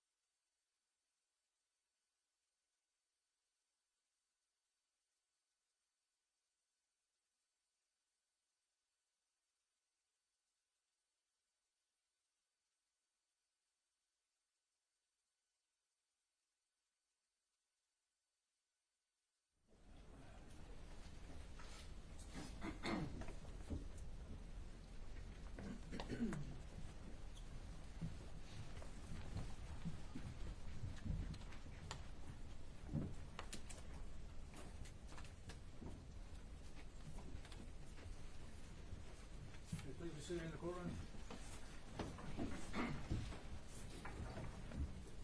Defense, when they call your next witness. Yes, Your Honor, at this time the defense rests. Study in the rebuttal. We have just a stipulation between the parties. The stipulation is that we have gone back and reviewed, and it was Daniel Coronado who said that at the time Mendoza and Salcedo drove up, it was his voice that was on the radio. And while they had similar voices, he identified that it was his voice on the radio that said, "Shots fired, take cover." So we were stipulating that it was Daniel Coronado, not Adrian Gonzales, who made that dispatch around the 11:32:30 mark. And that was a point of contention, so we agree with that, Judge. Okay, so it's so stipulated, ladies and gentlemen. Members of the jury, as you just heard, both sides have rested and closed the case. That means you've heard all of the evidence in the case. It's now my job, along with the lawyers, to prepare the charge of the court, which you may anticipate will be a fairly lengthy document, and it's going to take a little bit of time to get it ready. So rather than have you waiting around for us to get that document and reading the charge and arguing late in the day, I'm going to excuse you, and we will resume tomorrow with that charge ready to be read, and it'll be immediately followed by the arguments of counsel, and then we will ask you to deliberate on the case. So my instructions are still in effect. Please follow them, and we will see you back here tomorrow. Just in case there's anything carrying over on the charge, let's make it 9 o'clock. 9 o'clock tomorrow. We'll see you then. Would everyone rise for the jury?